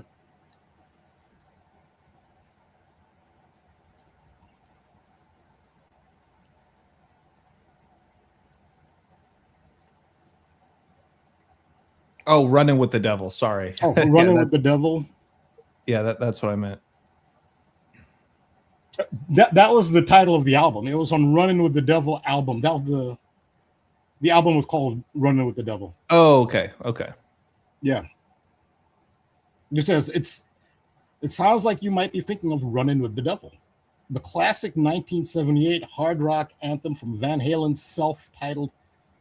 Oh, so I think the album was self-titled, meaning it's just called Van Halen. It's called Van Halen. Yeah, right. Yeah. Self-titled. So the album was called Van Halen. Okay, there you go. Mm-hmm. That was their first. That was like their introduction. Sympathy, rather than the Rolling Stone. Oh, Sympathy for the Devil was the Rolling Stones. Yeah, I was thinking of that one. Well, I mean, either one. I just got it mixed up. Yeah. Okay, Rolling Stone. I'm pretty sure Rolling Stones tie into this. I'm pretty sure they do. But this is part of another example of how they've tied Donald Trump into this devil imagery association. In 2018, CBS on their streaming service did a biographical series about Jack Parsons, again, who conjured the Antichrist, and the famous Aleister Crowley letter condemning Jack Parsons on the very day that Donald Trump was born. Well, look at when in 2018, CBS chose to release the biographical series about Jack Parsons. They chose June 14th. Shout out to Janet B., one of my great patrons. She's the one who found out about this. I didn't know about Strange Angel and the date. Now she came up with all of this. Big shout out to Janet B. And just think of the title of that series, Strange Angel. It's about the falling angels. They're referring to Jack Parsons as the strange angel. Angel symbolism. Angel, Donald Trump, the fallen angel, June 14th. So they know all about it. CBS knows all about it.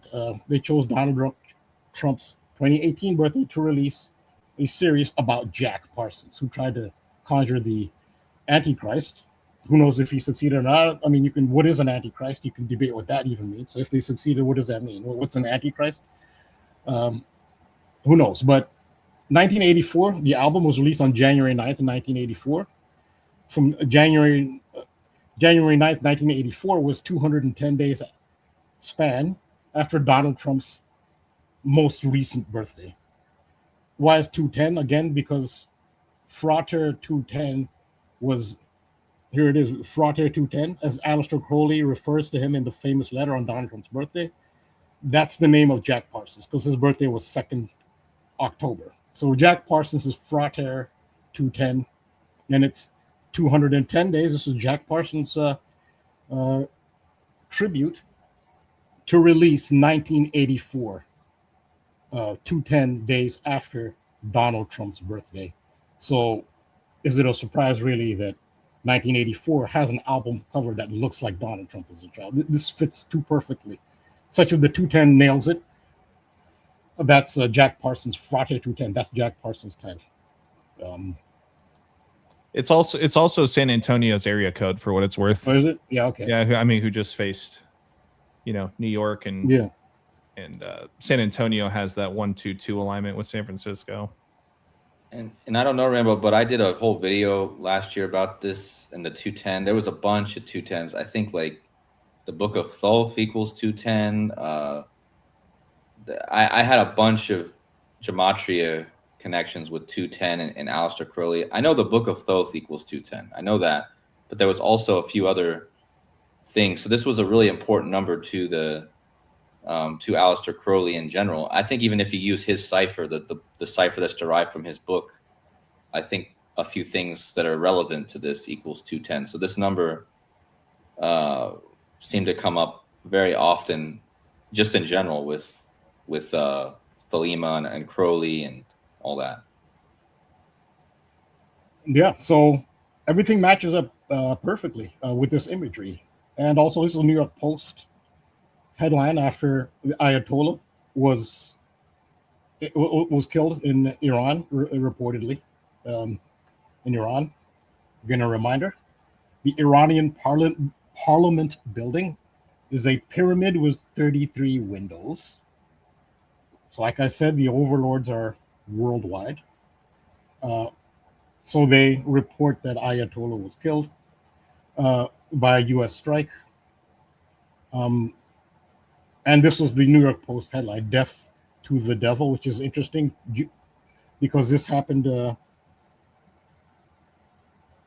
This was shortly after. This was reported March 1st, so this was shortly after the U.S. won the gold medal on February 22nd. So this was shortly after, pretty much just a week later. After the devil, Jack Hughes was the hero at the 2026 Winter Olympics, and they call him the devil, which has a tarot. The devil card is related to this as well. And how old was he? He was 86. So that's Jack Hughes' number, the devil, the New Jersey Devil. Devils fans welcome Jack Hughes back to New Jersey with pregame celebration. There he is, number 86, the devil. And then the devil dies at 86, a week after the devil, number 86, was the hero. Now, I talked about it before, and I've talked about the power of acoustic resonance and the importance of sound and music.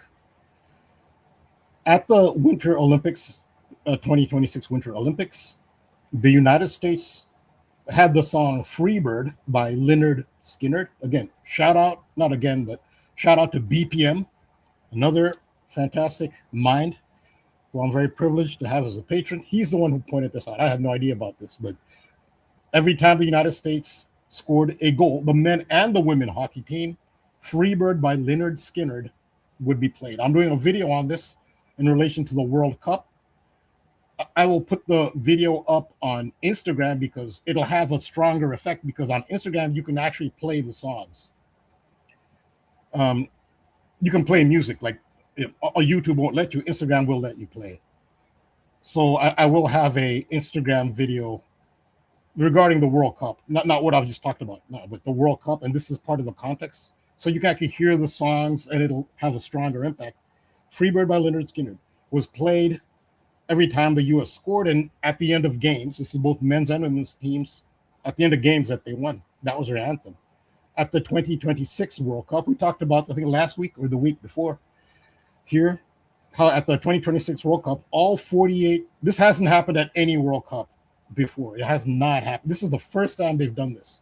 All 48 teams at the World Cup submit a song to FIFA, which they want to be their theme song that will be played whenever they score a goal over the loudspeaker system. If you see World Cup highlights, or if you're watching live, after goals are scored, listen, you'll hear a song being played. So like when Egypt scored, for example, Egypt played Argentina, you could hear some Arabic music playing over the loudspeaker. That's the theme song that Egypt chose and gave FIFA to play. And then when Argentina scores, you hear a song by them. You can hear it sounds like an Argentine, sounds very South American. That's the song that they chose. And then at the end of the game, after Argentina has won, whoever wins, the song will be played at the end of the game when it's over. So each team chose their theme song. They've never done this, but they're doing this now. And I know why they're doing this now, because it's 2026. And why is 26 is important? I don't have the image. Music is 26. Music is 26 in Gematria. It's 26 and 62, which is the reflection. Those are the reverse ciphers. Music is 26 and 62. Even in the Pythagorean ciphers, I guess I could do a demonstration here.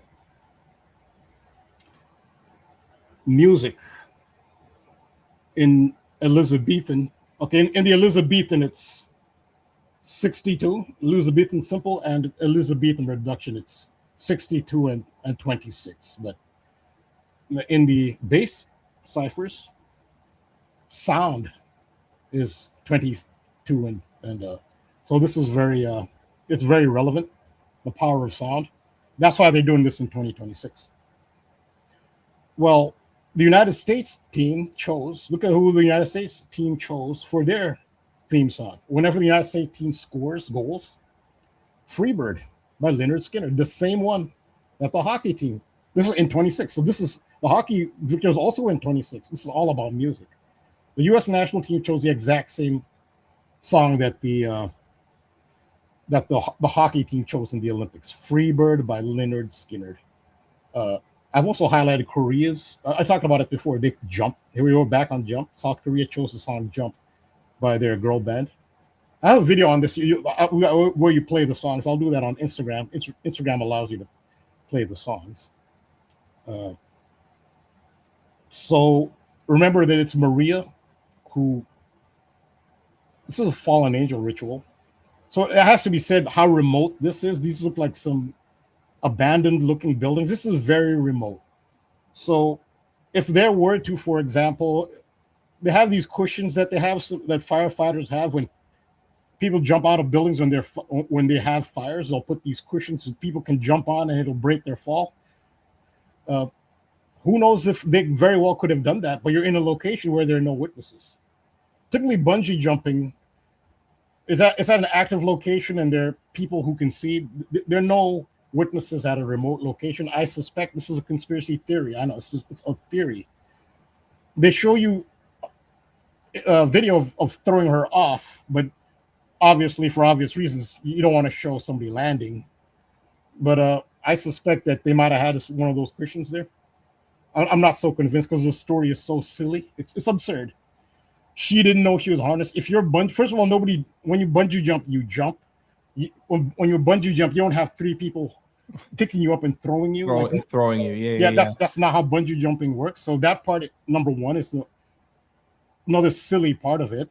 And number two is if you are bungee jumping, even if you do it the correct way, or even that ridiculous way, you would know if you have a bungee cord attached. Your first question would be, shouldn't I have a bungee cord attached?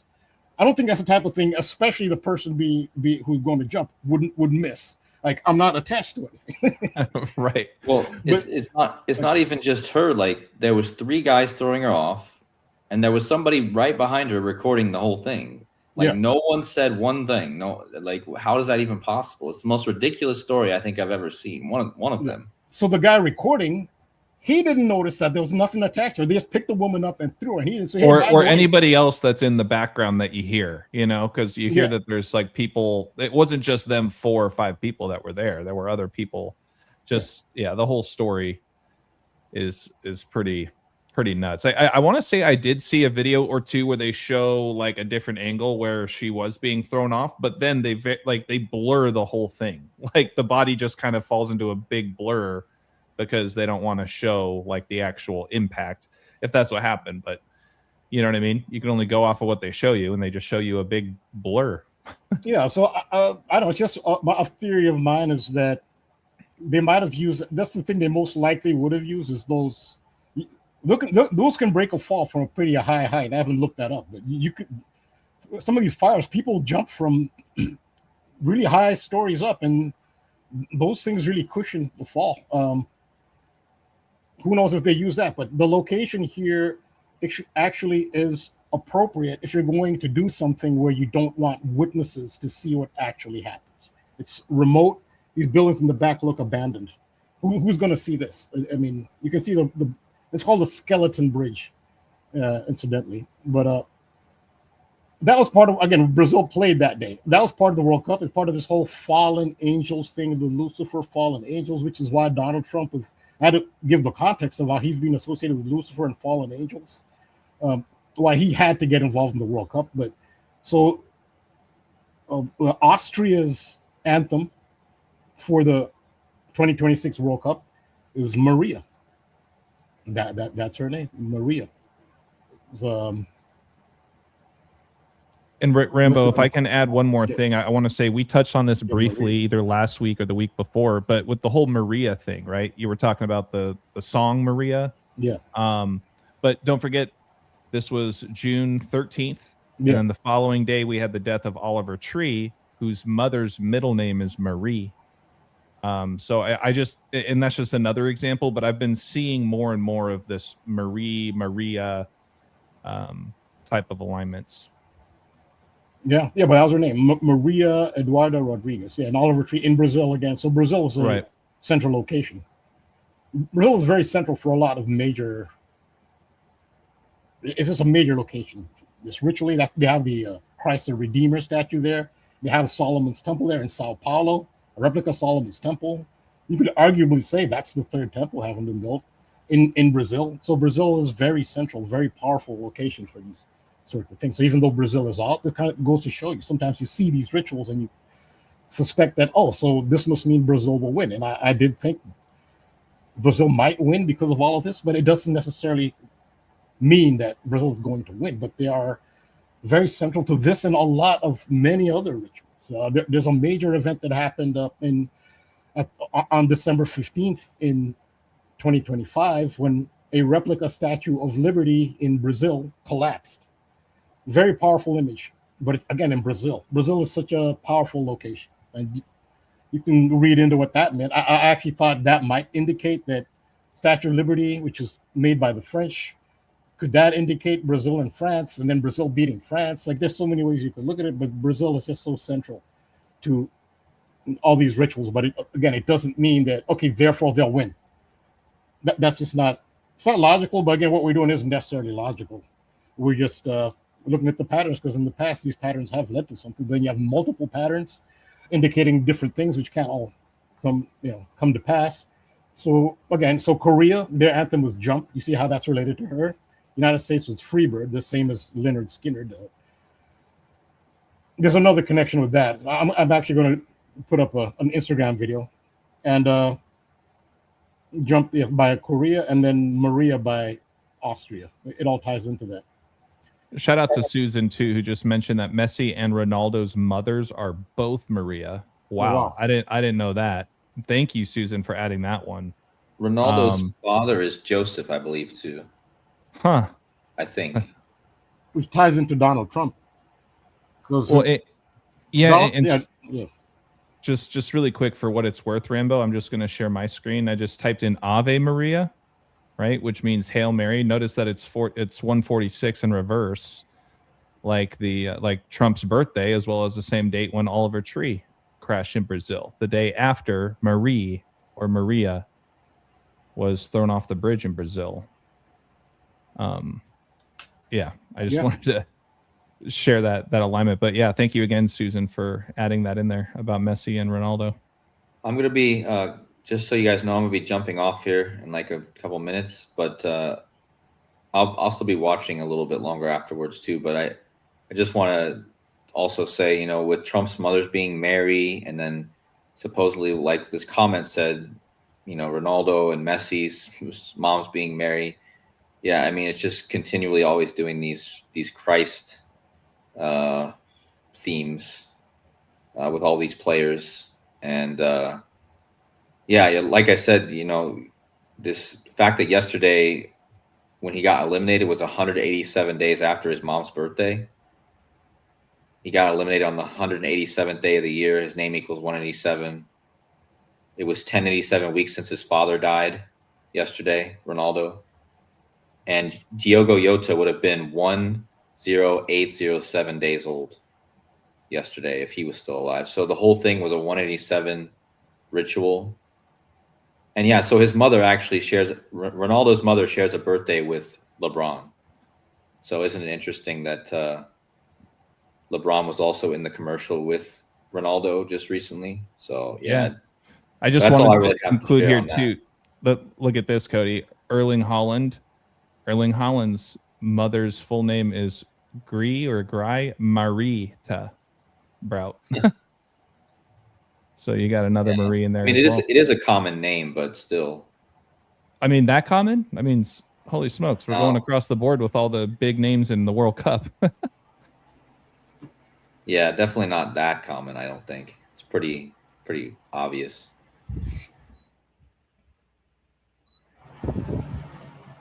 But yeah, so sorry, Rambo, you have the screen again. Yeah, so the fallen angels has to do with Lucifer, and we talked about the 6-7. How the episode of South Park was, they're talking about 6-7, and they talk about satanic numerology. You did the decode on that, AJ. Satanic comes to 67, and they were focusing on 6-7 in that South Park episode where they compared Donald Trump to the Antichrist and the fallen angel and Lucifer and the devil. This is why my opinion as to why 6-7 is associated with the devil. Yeah, the gematria is part of it, satanic, but this is, for me, is a real reason. You can't underrate the importance of Paradise Lost, its significance to the, you could say, dark occult, who have significant power in this world. Paradise Lost is very important to them. This description, Paradise Lost, is an epic poem in Black verse by English poet John Milton. The poem concerns the biblical story of the fall of man, the fall of Lucifer, the temptation of Adam and Eve by the fallen angel Satan. So see how they're stressing the fallen angel, and their expulsion from the Garden of Eden. The first version published in 1667. This is the reason, in my opinion, that 6-7 is as significant as it is. It's because it's the publication year of Paradise Lost. Paradise Lost is very important to them. It's very, very central to them. They use that, I don't know, almost like a Bible. It is very central to them. Like, it's something you could tie a lot of things. There's so many things you could say are attached. Paradise Lost is a big one, and it's all about the fall. That's why you see so many falling rituals. But this is what 6-7 is about. And I don't know why they chose 2025 necessarily to unveil this, because it's always been, but maybe they feel in some way that their Antichrist has arrived or is arriving or something, why they chose 2025. This is crazy. It's crazy too. I don't know if you were going to get to this, but it says that it consists of 10 books, over 10,000 lines of verse, kind of like how Satan equals 10, right? And then going back to what you were talking about with Van Halen, the release date of that album, January 9th, 1984, 1-9, right? 6-7, 67, the 19th prime. So yeah, that's a good one. Yeah, plus 1 plus 9 is 10. There you go. Oh yeah, 19th prime, 67. Yeah, the fallen angel on the album cover. Yes, but in my opinion, this is why they're doing the 6-7 thing. It's because of Paradise Lost. You really understand how important Paradise Lost is to them, how significant it is.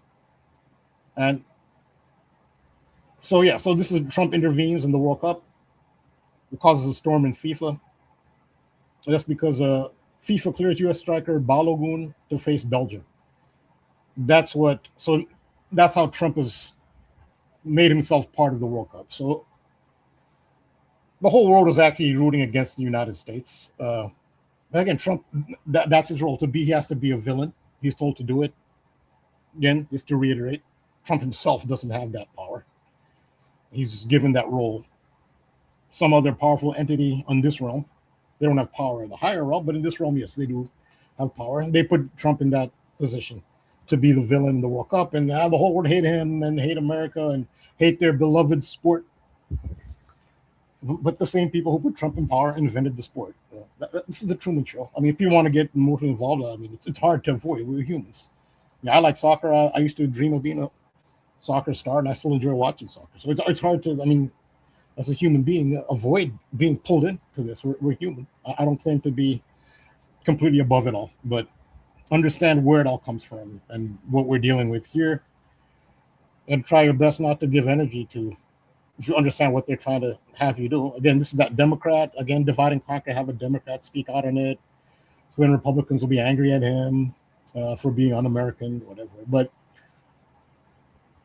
so Belgium defeated the United States.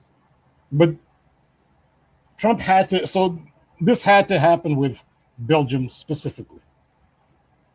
I've given the context as to why Trump had to be part of the story for a game with Belgium specifically. So when Belgium, at the end of the game, after the fourth goal they scored, the Belgian team celebrated by doing the Trump dance. This is the Trump dance that Trump does. So fans around the world laugh as Belgium trolls Trump with viral Trump dance after scoring on USA. So the Belgians did the Trump dance. They didn't just do it on the field after scoring. They went into the locker room, and there's footage of the Belgian team in the locker room doing the Trump dance. So this is about Trump and Belgium. An interesting irony here. Donald Trump actually, he's trying to reverse the birthright law in the United States, where if somebody's born in the United States, they automatically become American, even if the parents may be illegal immigrants. Like, you're American automatically if you're born here. Donald Trump is trying to get rid of that law famously, and the irony is the person in whose favor Donald Trump intervened, which is Florian Balogun, guess what he is? Guess how he is eligible to play for the United States? Because he's by birthright. Now, Balogun has British citizenship, so it's not like if he wasn't American, he'd face the economic challenges of growing up in a, you could say, non-first world country. I'll put it that way. He wouldn't have to face those challenges because he would have been British. He was already British. His parents were. I mean, they originated from Nigeria, but they were British. And his mother was headed back to England, but she was in the United States, and she was, they say, 8 months pregnant, and she was due at any moment. So had she been allowed to fly, she would have gone to England, and he would have been born in England. So he wouldn't have faced the hardship of being born in, let's face it, if you see his name, Balogun, you see it's Nigerian also. He would have been Nigerian, so they had by birthright, they had some Nigerians give birth, come to the United States when they're pregnant. So no, that's not the case. He would have been born in England. But the reason he was born here is because she was in the airport, ready to fly back to England. And they said, because she's so advanced in her pregnancy, they didn't want to risk having her fly. See, they don't, you can't have her giving birth on an airplane mid. I guess there are rules like that. If you're a certain pregnancy at a certain point, you're not allowed to fly just for safety reasons. So they had her stay in New York, in Brooklyn, and she gave birth to Balogun. That's the story. I believe that's all orchestrated, because I believe the parents are probably part of the club, and that's how they orchestrate things. Brooklyn, we're talking about Brooklyn. And so he was born in Brooklyn instead of London, which is where they were headed. So he's a birthright U.S. citizen, and it's ironic that Donald Trump intervened in his favor when he is actually somebody who benefited from the birthright law. That's very ironic. In fact, somebody pointed that out. Wonder if POTUS sees any irony in acting as a champion for Balogun, who only is eligible to play for the United States because of birthright citizenship. So that's the backstory there. But all divide and conquer, You're supposed to take a side and be very emotional. But Lucifer means light bearer, Latin word meaning light bringer. or morning star. That's what it actually means. So Lucifer is generally associated with Satan, but that's really not necessary. That's what it's associated with. That's not really. It's called light bearer. Does that sound like a description of Satan? Really? Lucifer can also refer to the sun as well. The sun is the light bringer, the light bearer. The morning star, right? And I know that that's why there's a lot of debate, right? Like, well, why is Jesus also called the morning star? Exactly. You know? Exactly. Right. In fact, he's quoted as calling himself the morning. He calls himself the morning star. I am the bright morning star. Right. He says that about himself. So the term Lucifer, it's not necessarily the devil. That's what it's come to mean, or the fallen angel. That's really it. People get hung up on semantics. I even just think about it. It doesn't even jibe with the devil, a light bringer. Really, I thought he was the bringer of darkness. Ozzy Osbourne called himself the Prince of Darkness. You think, oh yeah, that's consistent with Lucifer, whatever, the devil. But light bearer. Albert Pike says it, like Lucifer is a curious name for whatever, the devil or the Prince of Darkness, whatever. So in esoteric circles, Lucifer actually does not have a negative connotation. But when people hear the term Lucifer and if somebody would speak positively of that, they freak out and say that's a devil worshiper. Not really, not necessarily. Sometimes they do these things just so only a few people will get past that barrier of semantics and Lucifer the devil, and only a few people will actually see past that and deal with, I guess, what you have to deal with if you speak positively of a light bearer. Only a few people can see past that, and that's what Albert Pike was talking about. But Albert Pike is not exactly an angel in his own right. He's a leading member of the Ku Klux Klan. He wasn't a positive guy. He's a narcissist. Basically, if you're in the light, you're not attached to your physicality. So that actually is consistent. Albert Pike actually is consistent with the Lucifer devil aspect of it, because he was a member of the Ku Klux Klan and he was a white supremacist, which means that means you identify fully with your body and not your soul, because you feel that because of your physicality, you're superior, and you don't see other people as coming from the same source spiritually, because that's not debatable. So clearly he wasn't somebody who was that enlightened. He thought he was, but clearly he wasn't. He couldn't see past that. But again, there is in the secret societies, it's not a uniform secret society. I said, yes, it is worldwide, but there are rivalries between the within the secret societies. They don't all agree. There's some who think Albert Pike and his ideas are wonderful, and those who don't like Albert Pike, as was shown just in 2020, when they brought down the statue of Albert Pike in Washington, D.C. It showed you that there is rivalry in the secret societies. Only secret society members can get away with doing something like that. They went and pulled up a truck and a rigging system on Albert Pike's statue, which is on Pennsylvania Avenue, in between the White House and the Department of Labor.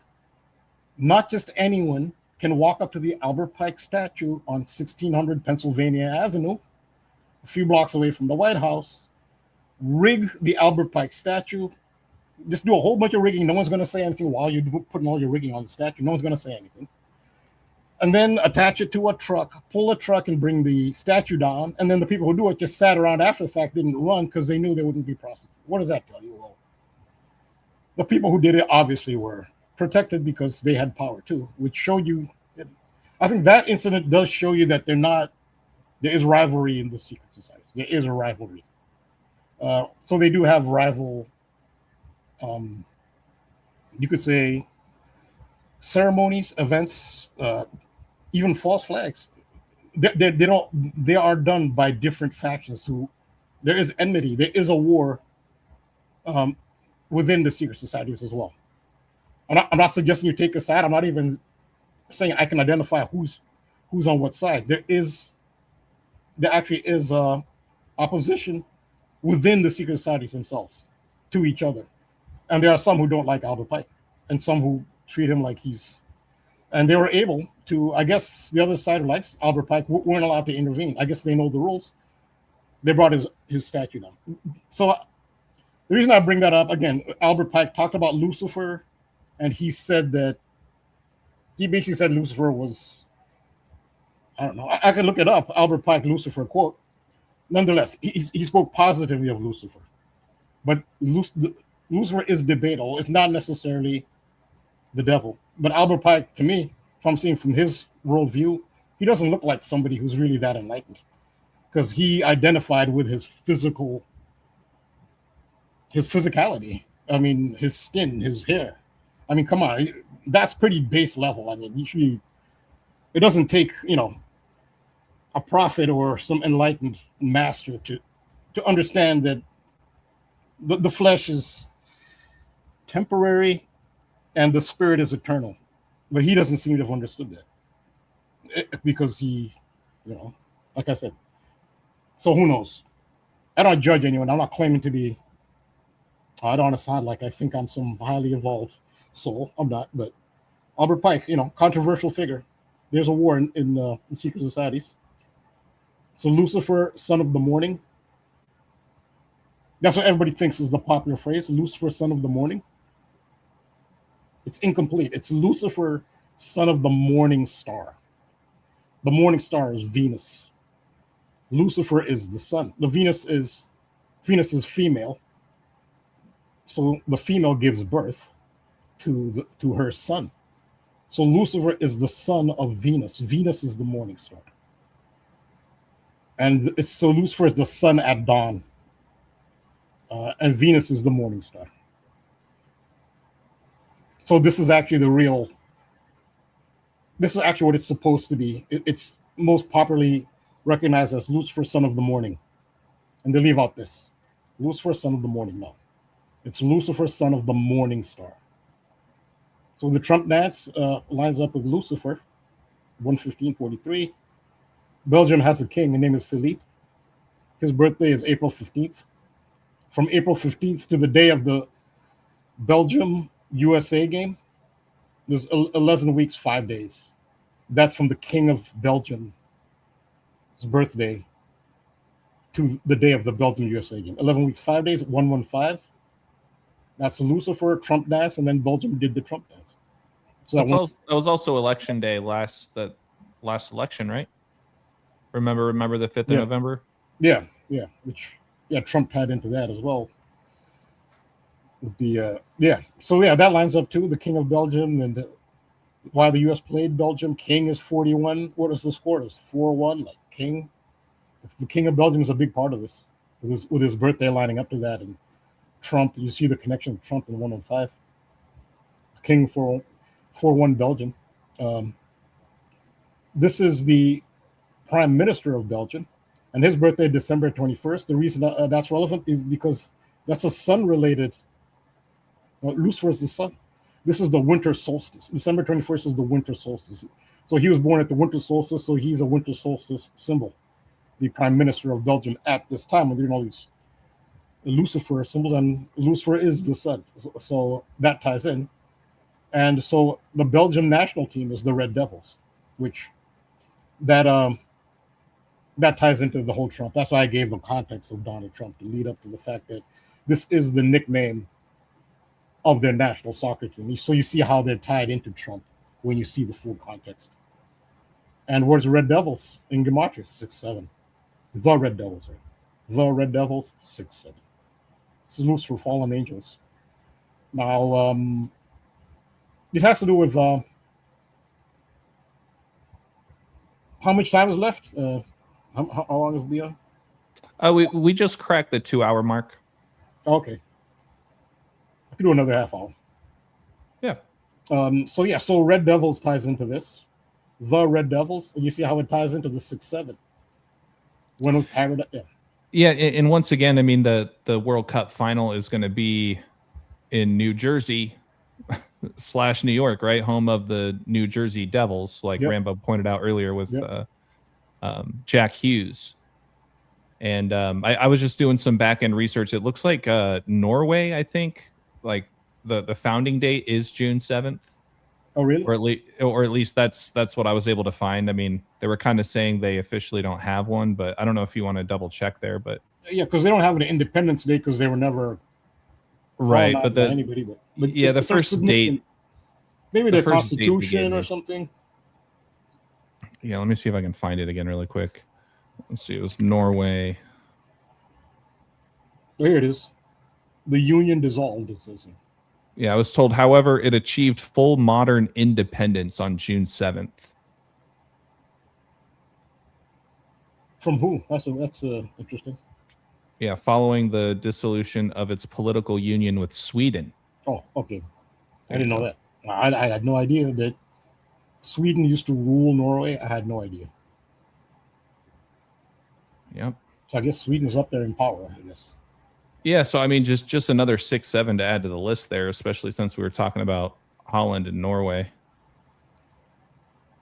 Yeah. So that again, that's based on Paradise Lost. 1667 is the publishing date of Paradise Lost, which I believe is why the 6-7 is significant. And the question you have to ask is, why was 6-7 only brought up now?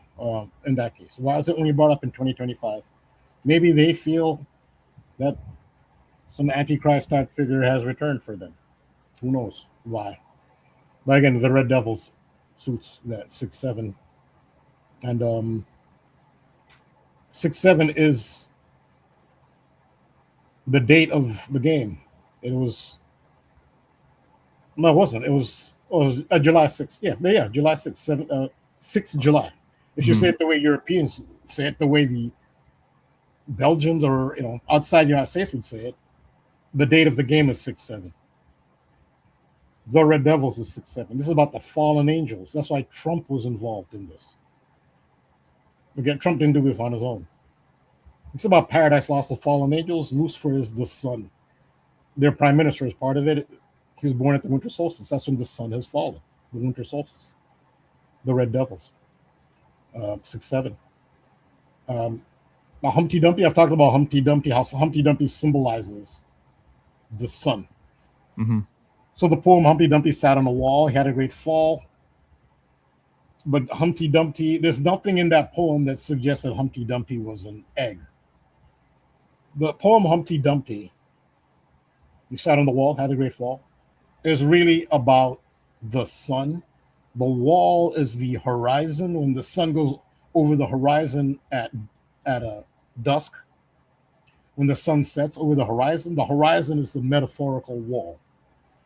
And the sun setting is Humpty Dumpty falling off the wall. And the yolk, right? You've talked about how the yellow of the yolk. Yeah. The reason an egg is used in Humpty Dumpty to symbolize the sun is because of the yellow yolk. It's about the yolk. And the egg is very commonly connected to breakfast in the morning as well, right? Yeah, I didn't think of that. You're right. That's. But the morning is where you would say Humpty Dumpty actually climbs onto the wall, climbs over the wall. Mm-hmm. He doesn't fall off. I guess he falls off, but the poem, I guess, doesn't follow up with Humpty Dumpty coming back on the wall. But yeah, breakfast would be the sun coming back onto the wall. But yes, the egg yolk is associated with the sunrise. Yeah. Because the egg is not mentioned in Humpty Dumpty, but that's about the fall off of the wall. So this is another example of that fall symbolism, and Lucifer being the sun. The horizon the wall is also the equator. When the sun goes over the equator at the fall, at the autumn, when the sun sets on the year, it goes over the metaphorical wall. So it's a reference to the equator, the sun setting on the year, or the horizon in the west when the sun sets. That's what the wall is. The wall is related to the sun, which is why in the tarot tradition, on the sun card, in the tarot tradition on the sun card, You also have the Marseille deck, and you have the Crowley deck. I guess those are the three most popular. On each one of those tarot decks for the sun, which is number 19, we just talk about 19. What's the 19th prime number? 67. 67. The tarot card for the sun is number 19. What do you see on the sun card? A wall. All the three major ones, the Crowley deck and the Marseille, which is older than all of those, have a wall for the sun card. Why do you have the wall? The wall is the horizon. The sun sets on the horizon and it comes over the horizon, comes over the wall at dawn and at the equinoxes. The sun comes over the wall at the spring equinox when it's reborn, and it sets over the wall, which is the equator, at the sunset. And the sun is Lucifer. And Lucifer is the fallen angel. It's about the sun. And the magic square of the sun, the planetary bodies, the planetoids, the sun and the moon and the planets up to Saturn, all have a magic square. The magic square of the sun, they have numbers. They all have numbers. And the magic square of the sun, its squares add up to 666. So 666 is a sun number. It has to do also with matter. The material world. Carbon-12 is a very common element in matter, and carbon-12 is made up of 6 protons, 6 neutrons, 6 electrons. That's why 666 is associated with the material world and matter. And matter, the material plane, is actually the devil because it's anti-spirit. It's matter, and when you attach too much to it, well, you can use the matrix symbolism. The matrix has you, and that's the ego. You're attached to ego, which is Albert Pike. If you're a member of the KKK, then that's your ego. That's in complete control of you. If you feel like you're a supremacist over other humans, that's ego, that's 666, that's material world. It's all based on because you base that on your physical appearance, on your body.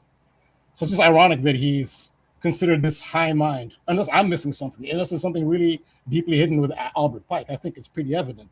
Clearly, he's not as enlightened as he thought he was. But that's what the 666 is. It's matter. When you identify with that image in the mirror and your body, that's not you. It'll turn to dust for everybody. Nobody lives forever. It'll turn to dust. Your true essence cannot die. And when you're in touch with that, you're separate from your ego. And that's a difficult task to do when you're here in the ego realm. But the sun represents that. I mean, so it's life on Earth depends on the sun. It's about the material world, which is not entirely negative. It has its pluses. Nature has a very positive, powerful energy. It does. It's not entirely negative, but still, people have to keep a perspective. But the wall is with the sun. Sun's number 19. 19th prime is 67. So hopefully you kind of get an understanding of the sun symbolism. So where else do we see the wall? Very famously with George Floyd, with the wall in the background. You see this a lot with figures in everywhere, pretty much. The wall symbolism. With George Floyd, well, remember Pink Floyd's? It's one of the classic albums of all time. Pink Floyd's The Wall. They have that same pattern, but it's Pink Floyd and the Brawl, the Brick Wall. Classic album. We're talking about 1984 by Van Halen. This album is even bigger than Van Halen's 1984. Way bigger. Pink Floyd and the Wall. Floyd and the Wall. And why is that significant with George Floyd? Because George Floyd, what happened with him was it was a sunset ritual. Initially, they said it was 8 minutes and 46 seconds that it took for George Floyd to die. The duration time of his killing is 8 minutes 46 seconds, and that happened in Minneapolis, Minnesota, on May 25th, on 2020. Well, in Minneapolis, Minnesota, on May 25th, 2020. This is from timeanddate.com. The sun set on Minneapolis at 8:46 p.m. That is when the sun set on Minneapolis on that day. And so then they say this is how long it took for him to that, 8:46. It was a sunset ritual, and that's why he's pictured with the wall, because the sun sets over the wall, as you see in the tarot card. Every tarot deck with the sun has a wall, and he's a Libra. Libra is the time of the autumnal equinox when the sun goes over the wall. George Floyd was a Libra for that reason. So there was an incident after the United States defeated Mexico in the World Cup. They host Mexico, one of the hosts, in their fortress. Away teams very rarely win in the Azteca Stadium in Mexico City, and England defeated Mexico in the Azteca Stadium to eliminate Mexico and advance. England will now face Norway, which is, I think KODI talked about that game. There's a very bizarre incident after England defeated Mexico. After the game, one of their players, Jordan Henderson, who was not playing, for those especially fans of England soccer, English football fans, when they announced England's 26-man roster, they don't use the word roster. In England, they say squad. When England announces 26-man squad for the World Cup, this is a name that nobody expected to be in the squad. That is Jordan Henderson. I've talked about the connection of Michael Jordan to this 23rd World Cup. So the first thing I thought is he's there for his name, Jordan, and that is part of it. And I thought that was all of it until after England, which was yesterday, I believe. Was it yesterday that they played? Until England played Mexico. And so Jordan Henderson, he's part of the 26-man squad. He had his heyday, and he was a very good player for England. Not an all-time great, but a good player for England and a good leader. He had leadership, but he's generally accepted. Everybody knows this. He's past his prime, and he's not expected to actually play in the World Cup. For him to actually play in the World Cup, there'd have to be some unprecedented injury and suspension crisis. He was in the squad knowing that he's not going to play. Not all 26 players can play. There'll always be some players who will not play at all. So they included him, even though he really doesn't deserve to be there on merit. I mean, it's not a career achievement award. The World Cup's not a career achievement award. He had a fantastic career. He's a good player, not a great player. He shouldn't be there, and he's past his prime, but he is. It's because of rituals like this. So look at this. So after the game was over, again, he doesn't play at all. He's on the bench.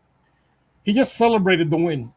So England celebrated the win over Mexico to advance. Jordan Henderson participates in the post-match celebration, as the whole team does, even the bench. It says England's Jordan Henderson officially ruled out after freak fall. Here we are with the fall again. Causes fracture, opts for surgery. So now he has to get surgery because he fell. How did he fall? This is Jordan Henderson celebrating. Of course, interesting, you were number 14, I think. But so this is him celebrating, and this is him after the fall. So this is what happened. They were celebrating that to jump. The field is over here, and the fans are on the other side. So they had initially jumped from the field over the advertising board to go to the England fans to celebrate in front of England supporters who were singing a very significant song that the English supporters were singing. There's an anthem and it's not Football's Coming Home. I said Football's Coming Home is a football anthem for England fans. They have another anthem that they've adopted just for the 2026 World Cup that they were singing. The England fans were singing this song when Jordan Henderson, along with an England teammate who did play, they jumped. Initially, the field is here. They jumped over, went to the England fans, celebrated while they're singing the song. And then the other England player, the name of Dan Byrne, maybe Byrne's son, I could see that. He jumped over the wall to go return to the field with the players. Jordan Henderson jumped over the advertising board, which is a symbolic wall, but he didn't make it. He fell, and it looked pretty serious. You can see his arm slipped. He was bracing himself with his hand to jump over. His hand slipped, and it does look like a pretty serious injury, but it just fits the ritual. It looks pretty serious, and so he braced himself when he landed on the ground and seriously injured his wrist. In England, they're really making fun of him. Like, if he really got hurt, I mean, you should have some empathy. I'm just, now they're not looking at it the way I'm looking at it, where how does it fit a ritual so perfectly? This represented the wall. We've been talking about the fall symbolism. Paradise Lost, John Milton from England. I mean, that's who started all of this. They know all about that. Just so happens that he slips and falls. Maybe he was cursed with magic. That could have happened too. He shouldn't be in the team. He shouldn't be. He clearly should not be in the team. He's past it. He's not at the level of the 2026 World Cup. So he's taking the place of an able-bodied player. Not just the name Jordan. This is why he's there. I just don't know how they did this, because it does look like he was seriously injured. They're really laughing at him in England, partially because he shouldn't be there anyway. And how do you get injured when you're not even, you get injured celebrating? You don't get injured in the field of battle. So this is the metaphorical wall that he fell over. This is Jordan Henderson. It's very relevant that he's a Gemini. This is his birthday, June 11th. There's a 6-7 in there. 17th June, 176. This not really. There's not really a 6-7 there, but it's very relevant that he's a Gemini. The wall. This is the wall that he fell over. What song were the England fans singing? Emotional Connection. Wonderwall becomes England's World Cup anthem. Now, England fans were singing Wonderwall by the group Oasis. They were singing Wonderwall when Jordan Henderson went over to them. When he came back, he fell off the advertising board. It's pretty clear what this is. He's falling off the wall. Which, off the wall, doesn't that remind you of, speaking of music, there's a lot of music references here. Michael Jackson's, if you look for Michael Jackson's famous album, talking about classic albums, was Off the Wall. A very famous album, which did feature that brick wall pattern. This is Michael Jackson, Off the Wall, which is released on August 10th in 1979. But look at this, Michael Jackson, there's that brick wall again. Off the Wall. And why is August 10th? Because it's 8/10, or you could say 10th August, which would be 108.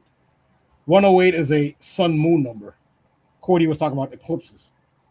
They say that the sun and Earth are separated by 108 sun diameters, and that the sun's diameter is 108 Earth diameters. That's why 108 is it's also a moon number, because they say that 108 moon diameters separate Earth from the moon. But between Earth and the sun is 108 Earth diameters, and Earth is 108 sun diameters from the sun. So 108 is a sun number. So Off the Wall was released on 108 because it's a sun number, and we know what the wall is. The wall is where the sun goes over. It's the equator or it's the horizon. The wall it's on the sun. That's why the sun card, this is a sun number, 108. So if you look at the 108 in the alphabet, what is the 10th letter? The 10th letter is J. And the 8th letter is H. So H is the 8th letter, J is the 10th. So 108 is 10th August, is JH. Whose initials are those? Jordan Henderson. Rambo, I got another big 6-7 for you. I was kind of waiting. I don't want to steal something if you have it teed up for like a mic drop. No, that's fine. That's fine. Okay, so you were pointing out his birthday, right? Do you have the date calculator open right now? Yeah, I can go to the date calculator. Yep. So June 17th is his birthday, right? Yes. So just punch in June 17th of this year, and the game was on July 5th, right? It was on July 6th. I thought England defeated Mexico on July 5th. Oh, the Mexico game. Oh, I'm sorry. I'm thinking of the Belgium-USA game. I'm sorry. Oh, yeah. Yeah, no. Because we're talking about Jordan Henderson. Yeah, I forgot. I was still thinking about the Belgium game. Yeah. So punch that in. Just look at a date duration. If you add the end date, he fell on the 19th day of his age.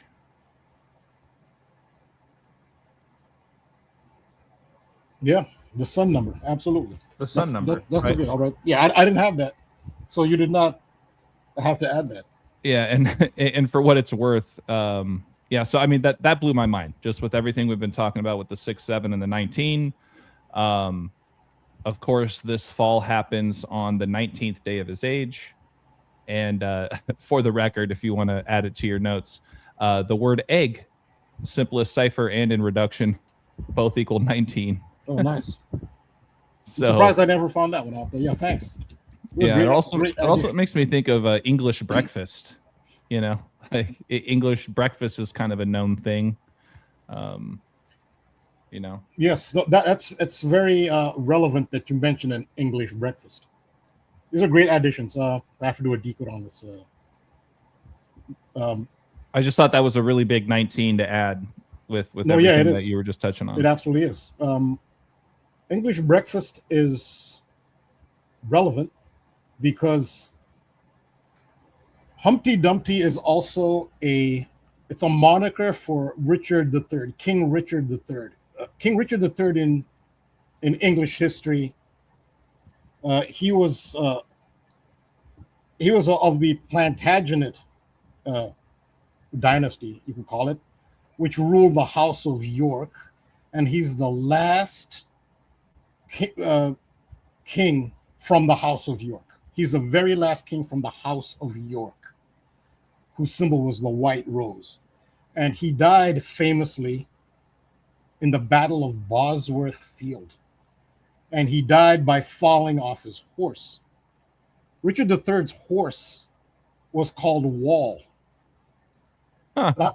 Yeah, he had a horse named Wall. Now, the reason he was called Humpty Dumpty is because Richard III had scoliosis. So, scoliosis is a spine condition when your spine is it's out of alignment. It's a little twisted, and so he had an arch to him. He had an arched back, so he had a hump to it.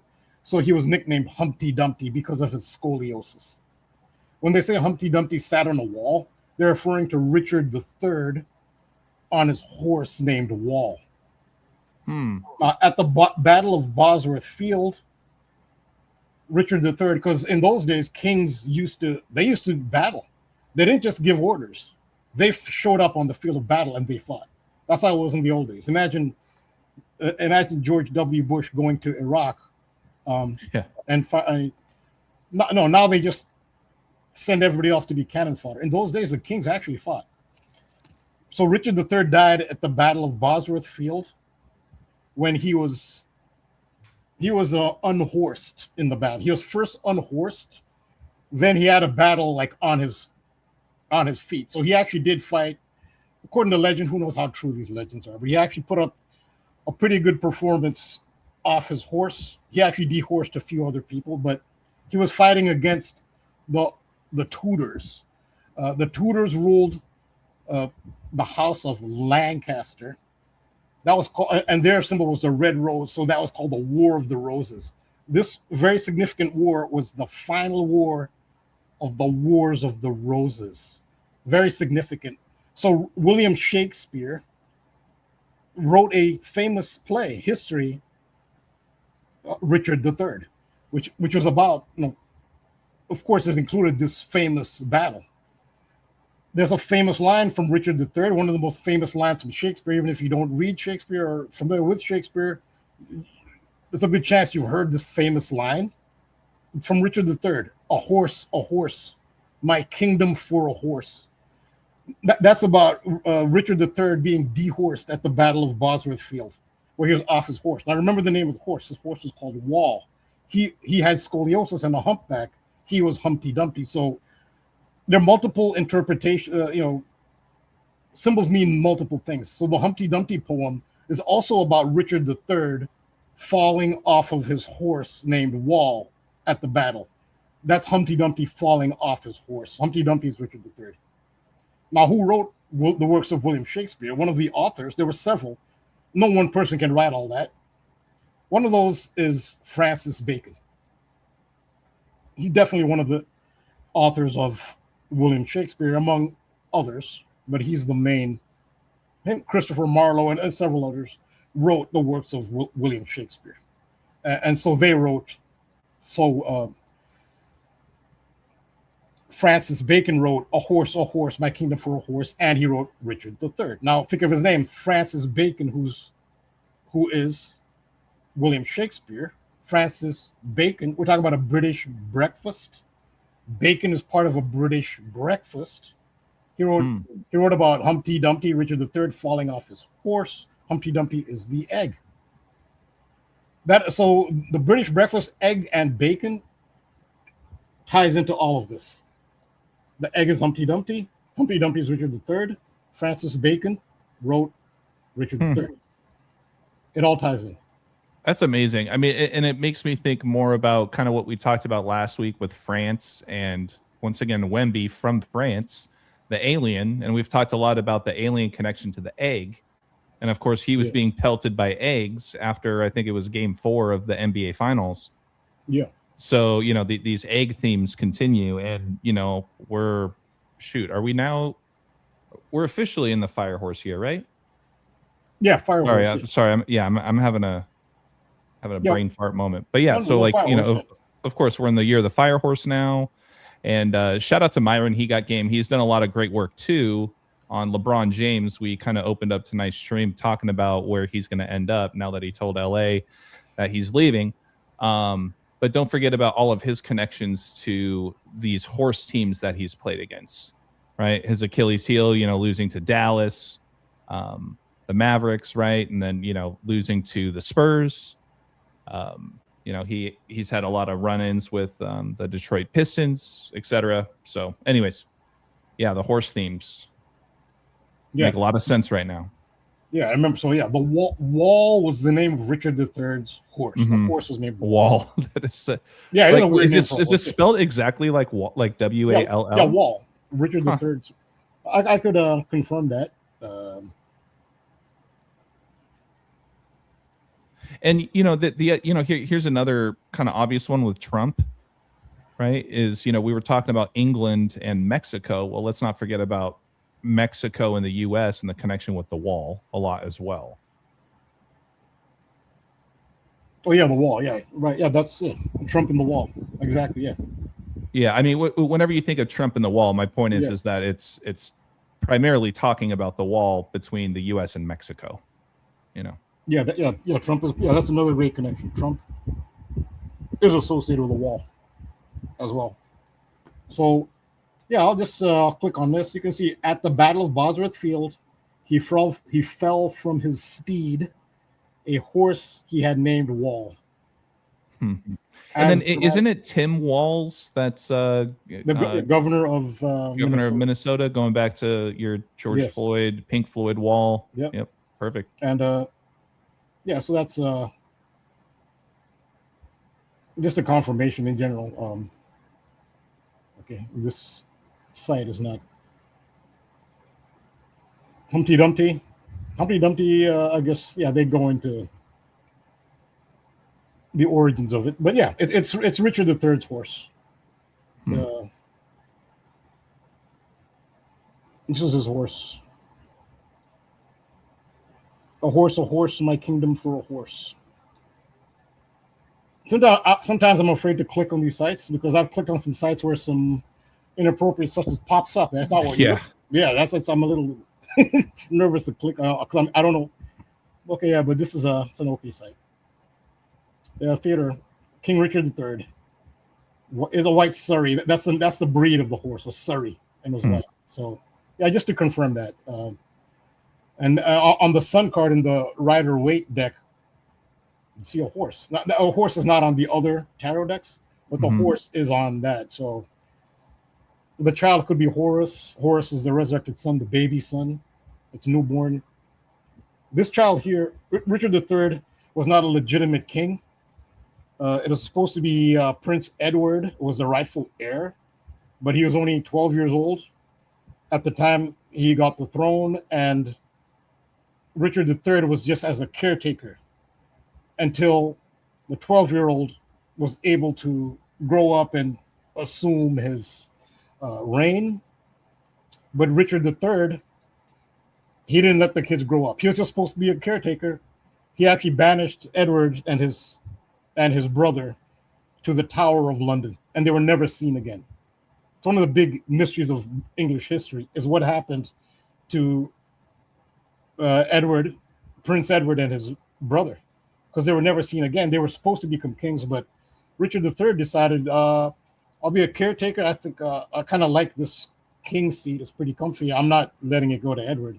And he banished them to the Tower of London, where no one. It's a mystery. It is not definitively determined what happened to the two princes Edward, but Edward is supposed to be the king, which I suspect that this represents Edward on Wall, Richard III's horse, as well as Horus, the baby son. That's part of the history that goes behind it. So you understand the English breakfast, the bacon egg, soaking egg. Yeah, definitely. But it's about the son. And king is 6'7". I'm talking about king. King is 6'7". We have the king of Belgium. So I'm wondering, could Belgium upset the apple cart? There's so many codes for different teams. One of the codes are can't miss, but it's a grand ritual. It's at the point where, if you're looking at just on soccer terms, France are the most talented team by far. They're just the most talented team and the favorite for good reason. So I would say France, besides the other connections, just because they're the best team. But with all these, there a lot of England coding. My initial thought, my very first thought last year was that it would be England, but I was thinking in terms of the revenge theme, England versus Spain in the final. Then I looked at the bracket and I saw that they intentionally separated England and Spain so that they could only meet in the final. England and Spain have met in 3 finals. So the 2 big tournaments are the World Cup and the European Championship. In women's soccer, women's football, Spain defeated England in the World Cup final for women. 2 years later, the English, which was last year, 2025. So the Women's World Cup was in 2023. It's every 4 years like the men, but it's in 2023. Spain defeated England in the final. And I believe it was player number 19 who scored the only goal of the game for Spain. 19 is pretty big. So 2 years later in a year later in 2024 is the European Men's Championship final, which in some ways is an even tougher competition than the World Cup because only European teams and Europe has the best teams. That's because their leagues have the most money. The final of the Men's European Championship again was England versus Spain. Spain defeated England again in the final. So the Spanish women defeated English women in the Women's World Cup final. The next year, Spanish men defeated English men in the European Championship final. Now in 2025, you have the European Championship for women when it was England versus Spain. And I suggested, I didn't do it in a decode, but I suggested that revenge was in the air because Spain defeated the Spanish Armada in history, led by, among others, Sir Francis Drake. And I talk a lot about Drake, how it tied into the Super Bowl. Drake's Bay by San Francisco. Sir Francis Drake was one of the leaders of the English fleet that defeated the Spanish Armada. It was England versus Spain. And the ship that Sir Francis Drake was on was called the Revenge. And I tied that into the final of the Women's European Championship between England and Spain. Because now Spain has defeated England twice now, the men and women twice. I said England will get revenge because it was the revenge ship that Sir Francis Drake was on when he defeated the Spanish Armada. And the reason I felt that would happen then is because Hulk Hogan had just died before the final England versus Spain in the Women's European Championship. Hulk Hogan just died and he wore red and yellow, which are the Spain colors. And the Spanish flag has twin pillars on it, the Pillars of Hercules. And Hulk Hogan did that famous, the twin pillars will come crumbling down. Right. That's why I figured red and yellow that Hulk Hogan wore, the twin pillars of the Spanish flag will come crumbling down now because Hulk Hogan died right before that final between the red and yellow Spain. And I felt, yes, this is a reference to England defeating Spain and defeating the Spanish Armada. And that is what happened.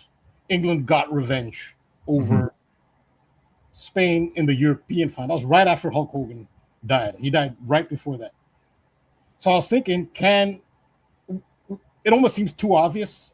Will we have a fourth part of England versus Spain? This time, now will the men, they already met in the European Championship final. Would Spain and England men meet in the World Cup final? And then will we see the revenge theme there? I saw the draw. I didn't know at the time, but once I saw the bracket, I saw that they separated England and Spain.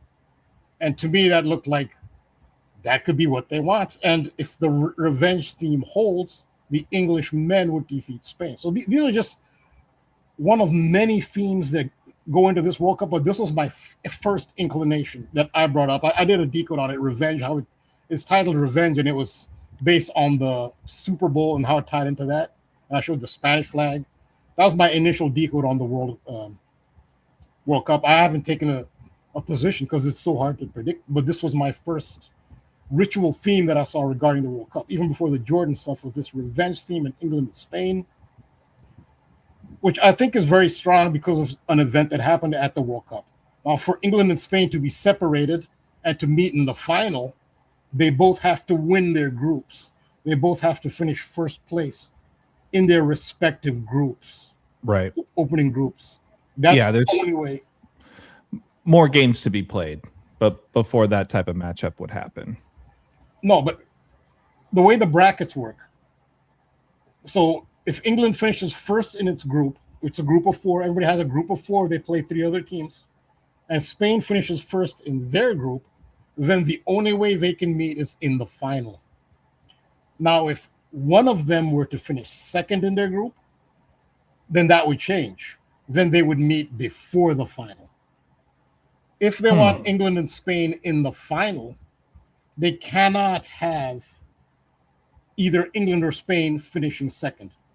Even though you finish second, you'll advance, but then you won't meet in the final. You're going to meet before the final, which hypothetically, if they're planning for an England-Spain final, they absolutely do not want England or Spain to finish second. I guess I just looked at this bracket way too literally, just like a March Madness bracket. I mean, I thought this was single elimination at this point. Not in the beginning, not at the opening stage. It doesn't start with single elimination. I'm talking about, the quarterfinals right now, right? We got Spain and Belgium will play the winner of France-Morocco. Yes, so right now, if England and Spain both win out, they will meet. They will meet in the final. In the final, exactly. But it was not a guarantee. But the only way this has happened this way is because England finished first in their 4-team group, and Spain also finished first in their 4-team group. Had one of them finished second, it wouldn't have panned out this way. Got it. They would have met before the final. So hypothetically, if they are rigging Spain and England for the final, FIFA at absolutely they absolutely cannot afford either of those teams to finish second in their opening round, because that changes the bracket. When England was in England's group, England was in the same group as Ghana. They were heavily favored, so they gave England a draw, which looked like an easy group. Ghana, who was very unimpressive leading up to the World Cup, and they played Panama and Croatia. Croatia was a very good team. They can play some good soccer. They have aging stars, but they can play high. That looked like the team that would most likely threaten England, but England started off a very comfortable 4-2 win against Croatia, so they established their dominance, and so FIFA was happy. Okay, England has beaten the best team. Panama and Ghana should be easy. We have England finishing first, on track to reach the final with Spain. But Ghana did not read the script. Ghana upset the apple cart, and they defended like no one's ever seen them defend. Nobody expected this. Ghana held England to a stalemate. They defended very, very disciplined manner, and they were going to pull up the upset. So it was 0-0, which was good for Ghana. The game was 0-0 going into the second half, and then what followed was objectively the worst call in World Cup history. So this World Cup, it's only in recent years now, World Cups, that now you have the video replay. That hasn't been in soccer. This is a new development. So a video replay now can eliminate bad decisions, right? So it happens if a referee makes a wrong call, or right or wrong, but it can be verified by a separate group of officials in a video review booth. Right, but very similar to like the NFL, NBA. I mean, pretty much any of the pro leagues in the U.S. Like, you know, that they have a lot of the playbacks that you can do with questionable calls. So that's where FIFA learned it from. They learned it from American football. So the people in the video review booth, they're watching the game on monitors and looking at the different screens. And if something happens, they'll radio the referee into the referee's earpiece and say that this call needs to be reviewed, because they can see it. The referee obviously can't see the screen. They can see it. They have all the monitors. They will tell him, you need to review that call. Now, that sounds like a nice system for some justice in the game, doesn't it? But of course not. This is not the world we live in. We know that here. Things are scripted. This is why it's one of the things that makes me lean back to my original decode. Like, I think the fix is in for England, Spain, because what happened was there was a blatant foul by an England player on a Ghana player who, it's the soccer equivalent of a fast break, a counterattack. He stormed into England's penalty area, one-on-one with the goalkeeper. If he scores, that's 1-0 to Ghana. And the way they've defended, Ghana wins that game. And suddenly England don't finish first in the group. So what happened was an England player literally karate kicked thigh high. Oh, jeez. An England player. Yeah, you'll see. It's any objective person. Every England fan, the most passionate England fans, they all unanimously say we got away with one there. Their defender, thigh high on a Ghana attacker in their penalty area. Thigh high. The referee didn't see anything, as blatant as it was. A thigh high karate chop. He looked like Neo in the Matrix doing that gravity defying thing. Yeah. And the referee didn't see it. Somehow he didn't see it. Now, it's one thing if the referee didn't see it, but there's the people in the video review. Right. They saw it because they had everybody saw it. Right. The referee saw it. They're in their booth with their monitors. They have to tell the referee, you are going to have to review that play. They didn't. They're supposed to. They froze. The video booth crew froze. The referee froze. Even the announcers acted like nothing happened. Even they froze. Because when they made the groups, the way Ghana played leading up to the World Cup, they were atrocious. They were supposed to be an easy win, but they stepped it up once the World Cup started. They played at a different level. Somehow Ghana just stepped it up, and they weren't expecting it. They didn't think they'd have to cheat if England. So that's what happened, and the game just went on. Literally the worst call in World Cup history. I say that because this World Cup actually has a video review. Right. You can There's go to supposed World. to be another layer to add more It has that legitimacy to Right. these calls. So that's it's a conspiracy Yeah. fact. That means the video review booth were in on it, and the referee was in on it because of how obvious it was. There's been similar things like that I've seen. Like it reminds me of a play in March Madness several years ago. My dad's alma mater, small school that doesn't typically make it to the tournament. They were facing Gonzaga, and they were up late in the game, and the player on the basketball team for Gonzaga reached his hand through the rim and poked the ball out as it was going in, and they re-reviewed it and played it over and over and over again. It was clear as day, which, by the way, is a huge no-no. You can't do that. It's an immediate 2 points. The goaltender. And no call. Even after review, they were like, no, we're good. It was like, but you got to be kidding me. So the thing with this Ghana play is there wasn't even a review. Oh, wow. They just shut it down that quickly. Yeah, but that's on the video review crew. They decided not to tell first of all, they know that they're offside because it was so blatantly obvious. Of course you see a player karate kicking someone thigh high. You can't miss that. Right. The whole stadium. It was at the home of the Patriots, Foxborough. Everybody saw it. Everybody saw it. It was so obvious. But one thing it did, it exposed how rigged it is. Sure, of course. So he did that. So Ghana was supposed to get a penalty. There's no guarantee that Ghana would score the penalty, but if Ghana scores the penalty, Ghana goes up 1-0. Right. Maybe wins the game. Now, if Ghana wins the game, Ghana had won their first game against Panama. They would now have 6 points. You get 3 points for a win. Right. And England wouldn't have been number one in their group. Yeah, because England, they won their first game. England had 3 points from beating Croatia. And even if England won their third game against Panama, England would also have had, so England would have had 2 wins and a loss to Ghana. And Ghana would have had 2 wins, and it wouldn't have mattered.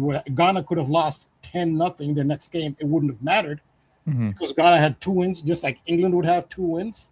The first tiebreaker when 2 teams have the same number of points is head-to-head.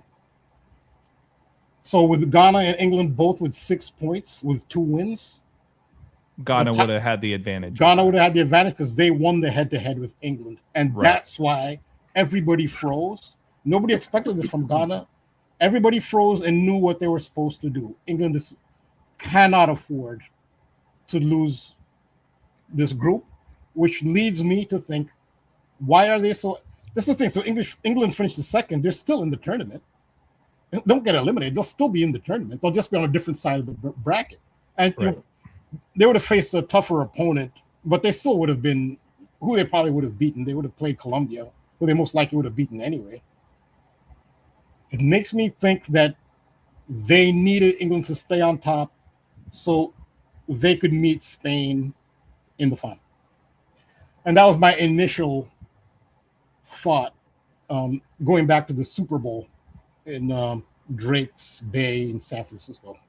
And with that, I guess in closing, I just want to give you a time reminder. We're at almost the 2-hour, 55-minute mark. So we're closing in on 3 hours. And now that we're talking about Spain a little bit, I want to go back to a player that you had talked about related to Messi. You were talking about GOAT and Baby GOAT. Yes. Who was the Baby GOAT again that you were referring to? The Baby GOAT is Lamine Yamal. Yeah. They call him the kid. This guy.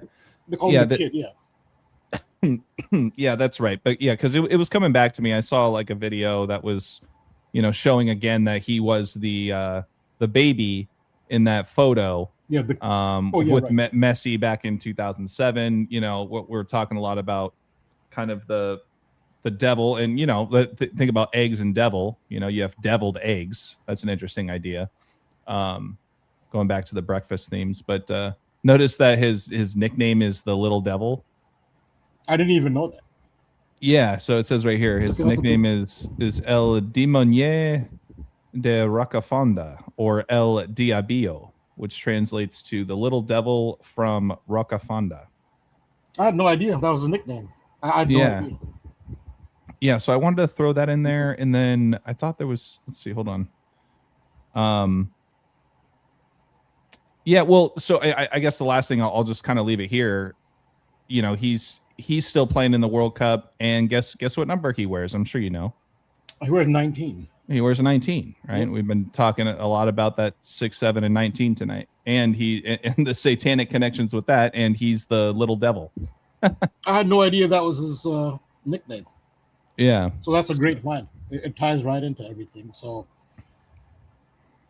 I thought I thought I would just kind of leave it there. I mean, yeah, no, that's really interesting. I mean, with what we talked about last week with regards to France and the connections with him and all that. I mean, you know, we've already put that out there. That's a really interesting one for me, especially with the, you know, them being favorited. I'm not saying that, you know, you always ride with favorites, but there are a lot of narratives for sure still going around.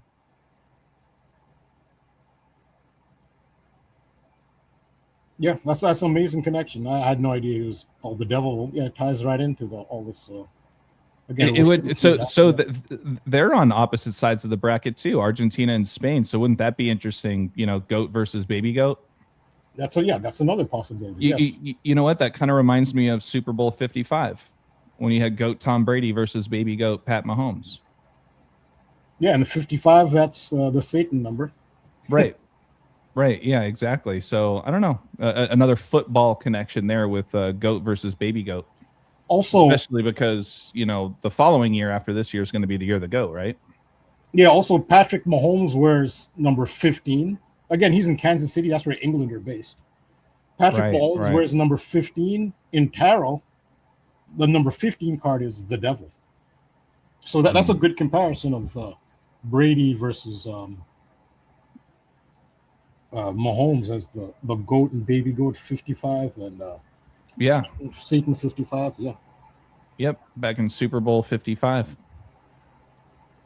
So yeah, I guess those are just kind of my final words of thought there, especially with everything we've touched on tonight. Great stuff as always, Rambo. Yeah, thanks. I mean, it's hard to. There's so many great narratives. And KODI came up with some mind-blowing stuff. Wow, yeah, it's so hard to. Yeah, no kidding. And again, Mahomes ties into the football's coming home theme of England and David Beckham advertising Home Depot. So yeah. Mm-hmm. Yep, and there's no place like home. You know, it makes me think of. Remember, we talked about the Wizard of Oz themes with the. I mean, here's kind of another connection with Yamal, right? Is that his name? Yeah, Yamal. Yep. Well, so his birthday is July 13th. That was the date of the first Trump assassination, attempt. Excuse me.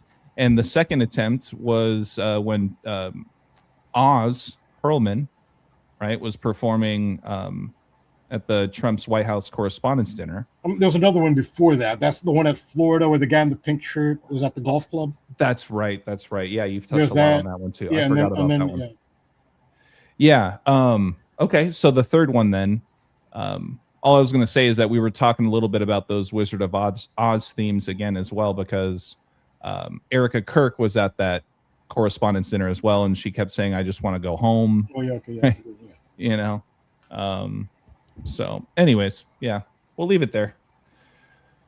But all great things as always, Rambo. I'll just close out by thanking everybody in the chat, all the viewers tonight. You guys have been awesome as always. Really appreciate all of the additions. Very soon says love Rambo. Who doesn't? Thank you. Thank you. I'll plug Rambo here myself. Please make sure that you guys jump on his Patreon, $5 a month. He's also got the free tier that he's kind enough to add content to as well. So at the very least, sign up for the free tier, but the $5 goes a long way. So really appreciate what you do, Rambo. Thank you for making yourself available for us every week. And thank you, KODI, as well, for jumping in. I know it's always tough being overseas with the time difference, so that means a lot. You guys can find KODI at Decoding with KODI 16461 if you guys have trouble finding his tag on YouTube. You guys can also send him any donations at buymeacoffee.com/decoding with Cody. Coding and Cody spelt with K's. My name's AJ Balll Don't Lie, 3 L's and Ball. You guys can find my work here on YouTube where we're streaming, as well as on Instagram, Balll Don't Lie, 3 L's and Ball. Shoot me an email. Wordplaybook, 3 O's and book at Gmail. And I'll pass things off to you, Rambo. Take us home, pun intended. What we were talking about. Yeah, thanks. Thanks for you've already plugged, I guess, my platforms. I'm also on Instagram.com/TheTruthWords. And thanks to the chat, thanks to Cody, and as usual, you, AJ, for putting it all together. 100%. Yep. I always look forward to this. As I always say, best night of the week. So thanks again, everybody. Please make sure to hit that like and subscribe on the way out. Make sure to share where you guys see fit. Throw it on the car for a long drive tomorrow. We appreciate you guys, and we'll see you guys on the next one. Take care, everybody. Good night. Take care.